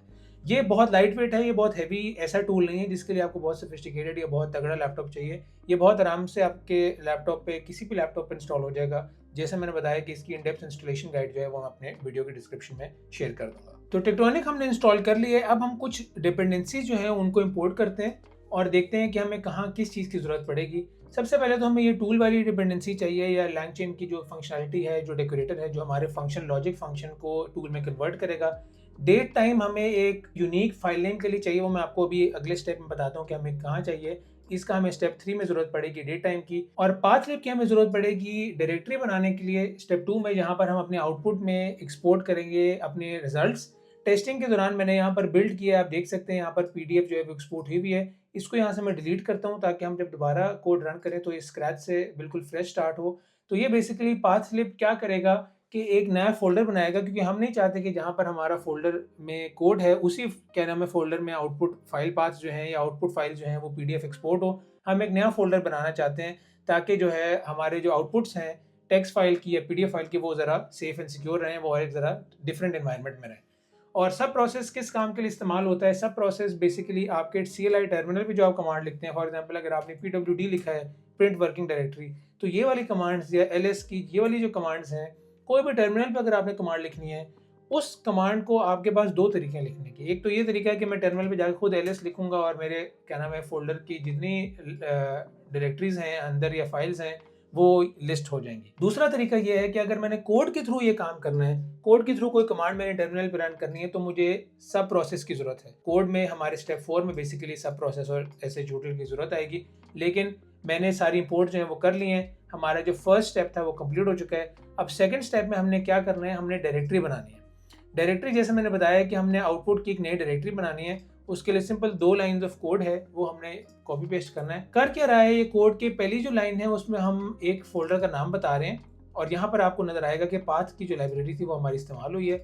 आउटपुट हमने इस फोल्डर का नाम रखा है, इसका आप कोई भी नाम रख सकते हैं, आउटपुट 1 2 3 4 कुछ भी आप रख सकते हैं। और हमने कहा है कि यहाँ पर एक डायरेक्टरी ऑब्जेक्ट जो है वो सेटअप हो चुका है कि एब्सोल्यूट जो पाथ है इस आउटपुट डायरेक्टरी का वो यहाँ पर इसके अंदर स्टोर होगा। अगर मैं यहाँ लिखूँ फॉर एग्जाम्पल PWD, तो ये एब्सोल्यूट पाथ शो कर रहा है। यूजर्स में हसन डॉट महमूद, फिर डॉक्यूमेंट्स में, फिर हसन डॉक्स में, फिर AI प्रोजेक्ट्स विद हसन में, फिर ये VX AI रिसर्चर में और फिर ये AI रिसर्चर। ये एक कह लें इस पाथ को डिफाइन कर रहा है और बता रहा है कि यहाँ पर अभी हम एग्जिस्ट करते हैं। ये एक एब्सोल्यूट पाथ है और यही पाथ हम इस आउटपुट डायरेक्टरी में स्टोर कर रहे हैं। तो इसके बाद हमने क्या कहा कि इस एब्सोल्यूट पाथ में एक नया डायरेक्टरी बनाओ जिसका नाम आउटपुट रखो, और अगर तो वो ऑलरेडी एग्जिस्ट करती है तो कोई एरर थ्रो करने की जरूरत नहीं है। ये exist okay is equal to true का मतलब ये है कि अगर ऑलरेडी एग्जिस्ट करती है तो कोई एरर थ्रो ना करो। यहाँ पर अगर मैं इस कोड को रन करूँ uv run write pdf.py, तो आइडियली आपको यहाँ लेफ्ट पेन में एक नया फोल्डर जो है वो नजर आना चाहिए जो बन चुका है। ये देखें आउटपुट नाम से नया फोल्डर जो है वो क्रिएट हो चुका है। अगर मैं इस कोड को दोबारा रन करूंगा तो कोई एरर थ्रो नहीं होगा, लेकिन अगर मैं एग्जिस्ट ओके ट्रू को खत्म करके ऐसे रन करूंगा तो वेरी लाइकली एक ये देखें एरर थ्रो कर रहा है, फाइल एग्जिस्ट्स। तो इस एरर से बचने के लिए हमने क्या करना है, हमने एग्जिस्ट ओके ट्रू को रखना है और हमने अपना कोड दोबारा रन करेंगे तो इट शुड रन फाइन। ये हमारा सेकंड स्टेप था। थर्ड स्टेप में हमने क्या करना है कि क्योंकि अब हमने 2 फाइल्स जो है वो सेव करनी है। पहली तो वो फाइल हमने सेव करनी है जो एजेंट हमें प्रोवाइड कर रहा है डेटा। एजेंट जैसे मैंने बताया कि हमें टेक्स्ट फॉर्मेट की फॉर्म में हमें डेटा प्रोवाइड करेगा, हमने उसको भी सेव करना है और हमने PDF फाइल को भी सेव करना है। तो उन दोनों फाइल को सेव करने के लिए ऑफ कोर्स हमें उनको कोई नाम भी देना पड़ेगा। अब लॉजिकली ये होता है कि एक फोल्डर में आप में से जो भी इस्तेमाल करता है लैपटॉप या कंप्यूटर उसको पता है कि एक फोल्डर में सेम एक्सटेंशन के साथ दो फाइल्स सेम नाम की नहीं एग्जिस्ट कर सकती हैं, आपको नाम जो है वो चेंज करना पड़ता है। तो यहाँ पर मैंने यूनिक नेम रखने के लिए क्या किया है, मैंने सिंपल डेट टाइम का इस्तेमाल किया है ताकि एक मैं टाइम स्टैम्प के थ्रू जो टेक्स्ट फाइल का नाम है और जो पीडीएफ फाइल का नाम है वो हमेशा यूनिक रहे। तो जिस टाइम ये फाइल्स जनरेट होंगी उस टाइम का अप टू सेकंड ये पूरी हमारी फाइल का नाम होगा। तो टेक्स्ट फाइल का मैंने नाम रख दिया पेपर अंडरस्कोर टाइम स्टैम्प, जब ये फाइल जनरेट होगी .tex क्योंकि ये इसकी एक्सटेंशन है, और पीडीएफ फाइल का नाम मैंने रख दिया पेपर अंडरस्कोर टाइम स्टैम्प। ये नाम तो सेम है लेकिन एक्सटेंशन डिफरेंट है, तो हमारी फाइल जो है वो दोनों एग्जिस्ट कर सकती हैं। यहाँ पर हमारे डेट टाइम का इस्तेमाल हुआ, जैसे मैंने बताया था डेट टाइम हमें चाहिए होगा। तो स्टेप 3 भी हमारा कंप्लीट हो चुका है, हमने फाइल नेम जो है वो सेटअप कर लिए हैं। अब हमने क्या करना है, स्टेप 4 में हमने अपनी जो फाइल्स हैं उसको हमने एक्सपोर्ट करना है टेक्स्ट और पीडीएफ की फॉर्म में। शुरू हम करते हैं टेक्स्ट एक्सपोर्ट से। टेक्स्ट एक्सपोर्ट के लिए हमने क्या करना है, हमने सबसे पहले तो बताना है कि हमने टेक्स्ट एक्सपोर्ट फाइल जो है वो सेव कहाँ करनी है। Text file is equal to output directory, और उसके अंदर आउटपुट डायरेक्टरी के अंदर टेक्स्ट फाइल नेम के नाम से एक फाइल बनाओ और उसमें हमारी जो टेक्स्ट फाइल है वो सेव कर दो। और इसको सेव करने का बहुत आसान तरीका है, वो ये है कि हम लिखेंगे text file dot right text, क्योंकि इसमें हमने कोई एक्सपोर्ट नहीं करना, कुछ हमने चीज़ें चेंज नहीं करनी। जिस तरह हमें एजेंट ने टेक्स्ट फाइल दी हमने सिंपल उसको एक सेव कर देना है फाइल में। और ये कंटेंट बेसिकली कहाँ से आएगा, ये एजेंट हमें खुद देगा, इस कंटेंट को हमने सेव करना है। टेस्टिंग के लिए मैं क्या करता हूँ कि मैं एक छोटा सा मैंने डॉक्यूमेंट लिखा है उसको मैं करता हूँ कॉपी पेस्ट अपने कोड में, ताकि हम अपनी फाइल जो है वो टेस्ट कर सकें। फॉर एग्जांपल हमें एजेंट जो है अभी हम हार्ड कोड करते हैं, ये इस तरह की हमें कोई इन्फॉर्मेशन देगा। ये एक फॉर्मेट है, बहुत ही बेसिक, ये तो सिर्फ एक लाइन का डॉक्यूमेंट है, लेकिन ये इस तरह का डॉक्यूमेंट होता है या इस तरह का फॉर्मेट है, टेक्स्ट जिसको कहते हैं। इस तरह का हमें इन्फॉर्मेशन आएगी और इस इन्फॉर्मेशन को हमने राइट करना है दो तरीकों से, टेक्स्ट और पीडीएफ। तो ये सैम्पल लेटेक्स डेटा जो है इसको करते हैं कॉपी, यहाँ करते हैं पेस्ट, और इस कोड को अब टेस्ट करते हैं कि क्या वाकई में हमारा फंक्शन जो है वो टेक्स्ट की फॉर्म में फाइल राइट कर भी रहा है कि नहीं। ये देखें जी, बहुत आला हमारा फोल्डर में एग्जिस्ट कर रहा है। मैं अगर इसको खोलूं तो ये आप देख सकते हैं कि आउटपुट के अंदर एक फ़ाइल जो है वो एग्जिस्ट करती है, और वो ये फाइल जो एग्जैक्ट हमने सैम्पल डेटा दिया था वही लेटेक्स की फाइल जो है वो सेव हो चुकी है। तो लेटेक्स फाइल जो थी वो तो हमारी बेहतरीन एक्सपोर्ट हो रही है। अब हमने दूसरा काम ये करना है कि अब हमने इसको एज पीडीएफ एक्सपोर्ट करना है, और पीडीएफ एक्सपोर्ट करने के लिए हमने बेसिकली टेक्टोनिक का इस्तेमाल करना है। अगर तो मैंने पीडीएफ एक्सपोर्ट करनी है आइडियली तो मैं अपने लैपटॉप के टर्मिनल से भी एक्सपोर्ट कर सकता हूँ। अगर मैंने लिखना है टेक्टोनिक और मुझे यहाँ बताना पड़ेगा कि कौन सी फाइल है टेक्स्ट की, वो मैंने पीडीएफ में कन्वर्ट करनी है, उसका पहले मैं इनपुट फाइल का पाथ दूंगा। और वो पाथ क्या है कि जो आउटपुट के अंदर ये वाला पेपर है, इस पेपर के जो टेक्स्ट फाइल है इसको आपने पीडीएफ में एक्सपोर्ट करना है। उसके बाद कहाँ आपने सेव करनी है उसका दूंगा मैं out_dir, और यहाँ पर मैं दोबारा आउटपुट के अंदर कह रहा हूँ इस पीडीएफ को सेव करें। तो आइडियली जब मैं एंटर करूँगा तो एक पीडीएफ की फाइल हमें इस फोल्डर में नज़र आनी चाहिए। ये देखें रनिंग टेक्स्ट, लेकिन मेन बात यह है कि हमारे पास पीडीएफ फाइल जो है वो एग्जिस्ट करती है। अगर मैं खोल के देखूँ इसको तो यहाँ पर आपको नज़र आएगा, ये देखें, hello world from LaTeX to PDF with Python. ये बेसिकली वो स्ट्रिंग थी या वो लाइन थी जो हमने यहाँ पर सैम्पल लेटेक्स डेटा में सेव की थी। तो हो क्या रहा है, हमारा काम जो है वो परफेक्ट हो रहा है, लेकिन इसमें इशू यह है कि अभी हम लोग कमांड लाइन इंटरफेस से या CLI से अपनी जो टेक्स्ट की फाइल है उसको कन्वर्ट कर रहे हैं पीडीएफ में। हमने ये काम बेसिकली कोड के थ्रू करना है, और उस टास्क को अचीव करने के लिए यहाँ पर हम सब प्रोसेस का इस्तेमाल करेंगे। अगर मैं इसको क्लियर करूँ तो सेम कमांड अगर मैंने कोड के थ्रू लिखनी है तो उसको लिखने का कुछ ये तरीका है, सब प्रोसेस के थ्रू। ये देखें, सब प्रोसेस डॉट रन टेक्टोनिक, क्योंकि यहाँ पर हमने पहले टेक्टोनिक लिखा, उसके बाद टेक्स्ट की फाइल नेम कि कौन सी फाइल को आपने पीडीएफ में कन्वर्ट करना है वो यहाँ पर हमारे पास आ गई। उसके बाद आउटपुट डायरेक्टरी, यहाँ पर आउटपुट डायरेक्टरी आ गई, और फिर हमने आउटपुट बताना है कि आउटपुट को डायरेक्टरी है कौन सी। यहाँ पर हमने हार्ड कोड किया है, यहाँ पर हम आउटपुट डायरेक्टरी जो हमने बनाई है शुरू में ये वाली, ये वो लिख रहा है। तो ये बेसिकली वजह थी हम सब प्रोसेस इंपोर्ट करने की, और यहाँ पर हम उसको इस्तेमाल कर रहे हैं। अब मैं क्या करता हूँ कि मैं एक इस वैल्यू में चेंज करता हूँ वर्जन 2, और अब मैं करता हूँ इस कोड को रन, ताकि हमें पता चले कि क्या हमारा कोड भी सही से काम कर रहा है कि नहीं कर रहा, और अगर नहीं कर रहा तो फिर हम उसमें एडिट करें। तो नई फाइल एक जनरेट होनी चाहिए आइडियली। यहाँ पर अब आपको लेफ्ट पेन में दो नई फाइल्स नज़र आनी चाहिए, एक टेक्स्ट की फाइल नज़र आनी चाहिए और एक नई पीडीएफ नज़र आनी चाहिए। ये देखें जी, दो फाइल हमें नज़र आई हैं, जो ये देखें वर्जन 2 ये भी हमें नज़र आ गई है, और अगर हम अपने फोल्डर खोलें तो यहाँ पर ही में वर्जन 2 जो है ये वाली फाइल है वो, ये देखें वर्जन 2। ये बेहतरीन हमें नज़र आ गई है। तो इसका मतलब है कि हमारा कोड जो है वो भी सही काम कर रहा है। हमारी पुरानी फाइल थी और दूसरी हमारी नई फाइल है, ये दोनों हमारी बेहतरीन काम कर रही हैं। तो हमारा जो एक्सपोर्ट का फंक्शन था या लॉजिक थी बेसिकली, वो काम कर रही हैं और हमारे टूल का जो कह लें कि आधे से ज़्यादा काम जो है वो हो चुका है। अब काम हमने ये करना है कि क्योंकि हमने प्रोफेशनल कोड बनाना है या ऐसा कोड बनाना है जिसको आप डिप्लॉय करके एप्लीकेशन जिसके ऊपर सेटअप कर सकें, हमने यहाँ पर कुछ टेस्टिंग करनी है। अब हम इस लॉजिक को जो है सबसे पहले कन्वर्ट करेंगे एक फंक्शन में, ताकि उस फंक्शन को हम टेस्ट कर सकें और उस फंक्शन को फिर हम टूल में कन्वर्ट कर सकें। तो ये हम इसको यहाँ लेटेक्स डेटा को नीचे ले आते हैं और हम अपना क्या नाम है फंक्शन का नाम देते हैं रेंडर लेटेक्स पीडीएफ।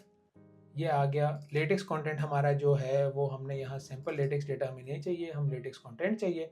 और जैसे मैंने आपको बताया है कि हमें सबसे इम्पॉर्टेंट चीज़ जो है टूल में वो है उसका नाम और उसका डॉक स्ट्रिंग। तो उसका डॉक स्ट्रिंग देना है हमने रेंडर लेटेक्स पीडीएफ। ये हमारा डॉक स्ट्रिंग आ गया। हम कर ये रहे हैं render LaTeX document to PDF, ये इसका कह लें कि डिस्क्रिप्शन है। उसके बाद आर्गुमेंट बताया हमने, ये LaTeX document content as string, ये वो काम है जो हमें एआई एजेंट ऑलरेडी बना के देगा ये कंटेंट। और फिर हम वापस क्या कर रहे हैं, हम रिटर्न कर रहे हैं path to the generated PDF document. अभी तक हमने इस कोड लॉजिक में कुछ रिटर्न नहीं किया, यहाँ पर हमने सिंपल फाइल बनाई है।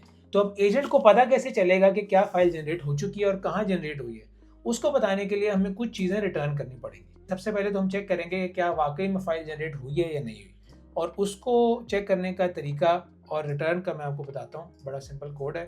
सबसे पहले तो हमने फाइनल पीडीएफ का जो फाइल पाथ था वो सेटअप किया। वो है कहाँ पर, वो आउटपुट डायरेक्टरी में पीडीएफ फाइल नेम के साथ होनी चाहिए। अगर तो ये फाइल एग्जिस्ट करती है, ये देखें वो कह रहा है कि अगर तो ये फाइल एग्जिस्ट करती है तो कुछ ना करो, if not final PDF dot exist. इस लाइन का मतलब है कि अगर तो ये फाइल पाथ नहीं एग्जिस्ट करता, मतलब हमारी पीडीएफ फाइल नहीं बनी, तो एक एरर रेज करोगे, file not found error, PDF file was not generated. इससे ये होगा कि एजेंट को पता चल जाएगा कि इस टूल में कोई मसला है, ये टूल सही काम नहीं कर रहा और हमारे पीडीएफ जो है वो सही जनरेट नहीं हुई। तो हमें बार बार फीडबैक देना पड़ेगा एजेंट को कि क्या फाइल जनरेट हुई है या नहीं हुई। अगर तो हो गई है, प्रिंट करो कि सक्सेसफुल हो गई और रिटर्न कर दो, और अगर नहीं हुई तो हमें यहाँ पर एरर जो है वो रेज कर दो। अब यहाँ तक हम इस कोड को इस्तेमाल कर सकते हैं और ये बेहतरीन काम करेगा, लेकिन मसला ये है कि इसमें अभी बहुत प्रोबेबिलिटी है एरर आने की। एरर आने की कैसे प्रोबेबिलिटी है कि अगर तो आप टेस्ट प्रोजेक्ट कर रहे हैं, डमी प्रोजेक्ट कर रहे हैं सिर्फ टाइम पास के लिए, तो फिर तो ठीक है, आप इस कोड को भी इस्तेमाल कर सकते हैं। लेकिन अगर आपने थोड़ा कह लें सोफिस्टिकेटेड लेवल ऑफ कोडिंग करना है, तो उसमें आपको कुछ चेक्स लगाने पड़ेंगे। सबसे पहले चेक तो ये लगाना पड़ेगा कि आपके सिस्टम में टेक्टोनिक इंस्टॉल है भी या नहीं, क्योंकि अगर आपके सिस्टम में टेक्टोनिक इंस्टॉल नहीं है तो ये कोड कभी काम नहीं करेगा, इसने एरर थ्रो करना है। और यूजुअली प्रोडक्शन में जब कोड लिखते हैं या कॉर्पोरेट लेवल पे कोड लिखा जाता है, तो उसमें भी हमेशा जो कह लें नॉन एरर्स होते हैं, जैसे एक नॉन एरर है, ये नॉन एक फेलियर पॉइंट है कि अगर टेक्टोनिक इंस्टॉल नहीं है सिस्टम डिपेंडेंसी, तो ये कोड कुछ नहीं कर सकता, क्योंकि इसका मेन काम यही है कि एक्सपोर्ट करे पीडीएफ में और उसकी डिपेंडेंसी है टेक्टोनिक, और उसको कंफर्म किया जाता है कि वो इशू एग्जिस्ट करता है या नहीं करता। तो उसके लिए बहुत आसान है। उसके लिए मैंने SHUTL जो है, सबसे पहले हम काम ये करेंगे कि SHUTL से चेक करेंगे कि टेक्टोनिक इंस्टॉल्ड है भी या नहीं। ये जो बेसिकली कमांड है SHUTL.which टेक्टोनिक, ये कमांड है which टेक्टोनिक। अगर तो विच टेक्टोनिक की कमांड जो है मैक में कुछ रिटर्न नहीं करती, इसका मतलब है टेक्टोनिक कहीं इंस्टॉल नहीं है। अगर तो इंस्टॉल्ड है तो वो आपको लोकेशन बताएगा कि ये देखें ऑप्ट होमब्रू बिन बाइनरीज और टेक्टोनिक, यहाँ पर ये टेक्टोनिक जो है वो इंस्टॉल्ड है। तो अगर उसने कहा है कि इसकी जो रिस्पॉन्स है वो नन हो, तो रन टाइम एरर थ्रो करोगे tectonic not installed, install it first on your system. ये हमारा पहला चेक हो गया। दूसरा चेक हम क्या करेंगे कि जो ये सारा पीस ऑफ कोड है जिसमें हमारी वैल्यू रिटर्न हो रही है, इसको हम लोग एक ट्राई एक्सेप्ट ब्लॉक में लगाएंगे, बेस्ट प्रैक्टिसेस फॉलो करते हुए कि हम पहले ट्राई करेंगे कि ये कोड रन करो, पाइथन को कह रहे हैं, और अगर तो कहीं भी एरर हमें आता है इस कोड में तो एक्सेप्शन रेज करो, ताकि ये जो रिस्पॉन्स है एरर का वो जा सके एजेंट के पास और एजेंट को पता हो कि इशू क्या है, और एजेंट जो है फिर उसी तरह एक कह लें एक्शन ले सके या परफॉर्म कर सके। तो ये जो कम्युनिकेशन है बिटवीन एजेंट और टूल, ये बहुत ज़रूरी है। ऐसा नहीं हो सकता कि आपने कोई टूल कॉल किया और वो कोई रिस्पॉन्स ना जनरेट करे, क्योंकि अगर आपने ऐसा सिस्टम डिज़ाइन किया तो एजेंट को पता ही नहीं चलेगा कि उसके टूल्स सही परफॉर्म कर रहे हैं या नहीं कर रहे। अगर यहाँ पर एरर थ्रो हुआ और हम कोई एरर कैच नहीं करते, तो एजेंट को नहीं पता चलेगा कि वाकई फाइल एक्सपोर्ट हुई है या नहीं हुई, या अगर हुई है तो किस तरह हुई है, अगर नहीं हुई तो क्या रीज़न था नहीं हुई।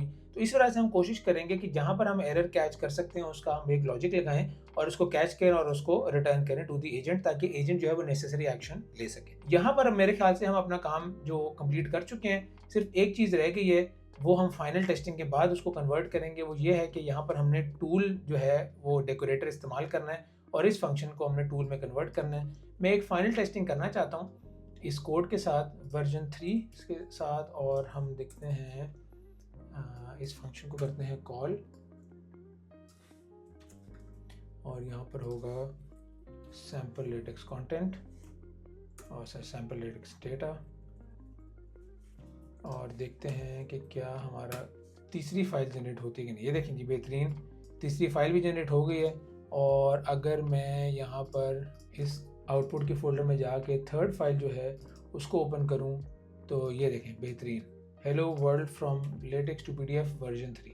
तो मतलब हमारा जो है वो काम बेहतरीन चल रहा है। मैं क्या करता हूँ, मैं सिंपली इस फोल्डर को कर लेता हूँ डिलीट, क्योंकि जब ये कोड दोबारा रन होगा तो नई डायरेक्टरी बनेगी। इसको हम लोग कर लेते हैं delete as well because we don't need it any more. और इस फंक्शन को जो हमारा रेंडर लेटेक्स PDF है इसको हम कन्वर्ट कर लेते हैं टूल में। तो यहाँ तक अब हमारे तीनों टूल्स जो थे वो सेटअप हो चुके हैं। हमने इन तीनों टूल्स को टेस्ट भी कर लिया है, तीनों टूल्स टेस्टिंग में भी पास हो चुके हैं। हमारा एक ब्राउजिंग टूल है जिसमें हम आर्काइव पर जाके डिफरेंट कह लें रिसर्च पेपर्स ब्राउज करते हैं, उसकी समरी देखते हैं, जिसकी समरी हमारे एजेंट को अच्छी लगेगी उसके लिए फिर उसको रीड PDF टूल हमने बना के दिया है, जिसमें से वो ऑनलाइन क्या नाम है वेब स्क्रैपिंग करके, AI वेब स्क्रैपिंग करके PDF का डेटा एक्सट्रैक्ट करेगा और इन डेप्थ उस पेपर को पढ़ेगा। और इस सारी रिसर्च के बाद जो उसने पेपर खुद से लिखना है, जो एनालिसिस करके रिसर्च पेपर खुद से लिखना है, वो जो है हमें लेटेक्स में जब वो एक्सपोर्ट करेगा या देगा तो उसके लिए हमने जो PDF बनानी है उसका हमने राइट PDF टूल भी सेटअप कर लिया। तो यहाँ तक हमारे टूल्स जो हैं वो सेटअप हो चुके हैं। नेक्स्ट फेज में हम अपना AI एजेंट बनाएंगे यूजिंग LangGraph। जैसे मैंने कहा था हम दो तरीके से अपना एजेंट बनाएंगे, एक आसान तरीके से और एक थोड़े सोफिस्टिकेटेड या प्रोफेशनल तरीके से। मतलब हैं तो दोनों प्रोफेशनल तरीके हैं, लेकिन एक में ज़रा कंट्रोल ज़्यादा है, एक में ज़रा कंट्रोल कम है, लेकिन मैं आपको दोनों तरीके से बताऊंगा। तो चलते हैं अपने नेक्स्ट फेज में या नेक्स्ट स्टेप में जहाँ पर हम अपना AI एजेंट जो है वो सेटअप करेंगे। So during editing, I realized that this video is too long and I've decided to split it into 2 parts. आज के पार्ट में आपने टूल्स बनाना सीखे और आपको ओवरऑल एक होलिस्टिक व्यू मिला कि प्रोजेक्ट किस तरह डेवलप्ड है, और सेकंड पार्ट जो है वो आप मेरी सेकंड वीडियो में देखेंगे। इस प्रोजेक्ट का जो कोड है वो मेरे गिटहब पे अवेलेबल है, उसको मैं लिंक कर दूंगा अपने वीडियो के डिस्क्रिप्शन पे। अगर आपको कोई भी क्वेश्चंस हैं इस वीडियो से रिलेटेड या इस प्रोजेक्ट से related, feel free to write them in the comment section. I would be more than happy to answer them. I hope that this video was helpful. Thank you for watching it till the end. See you in the next one.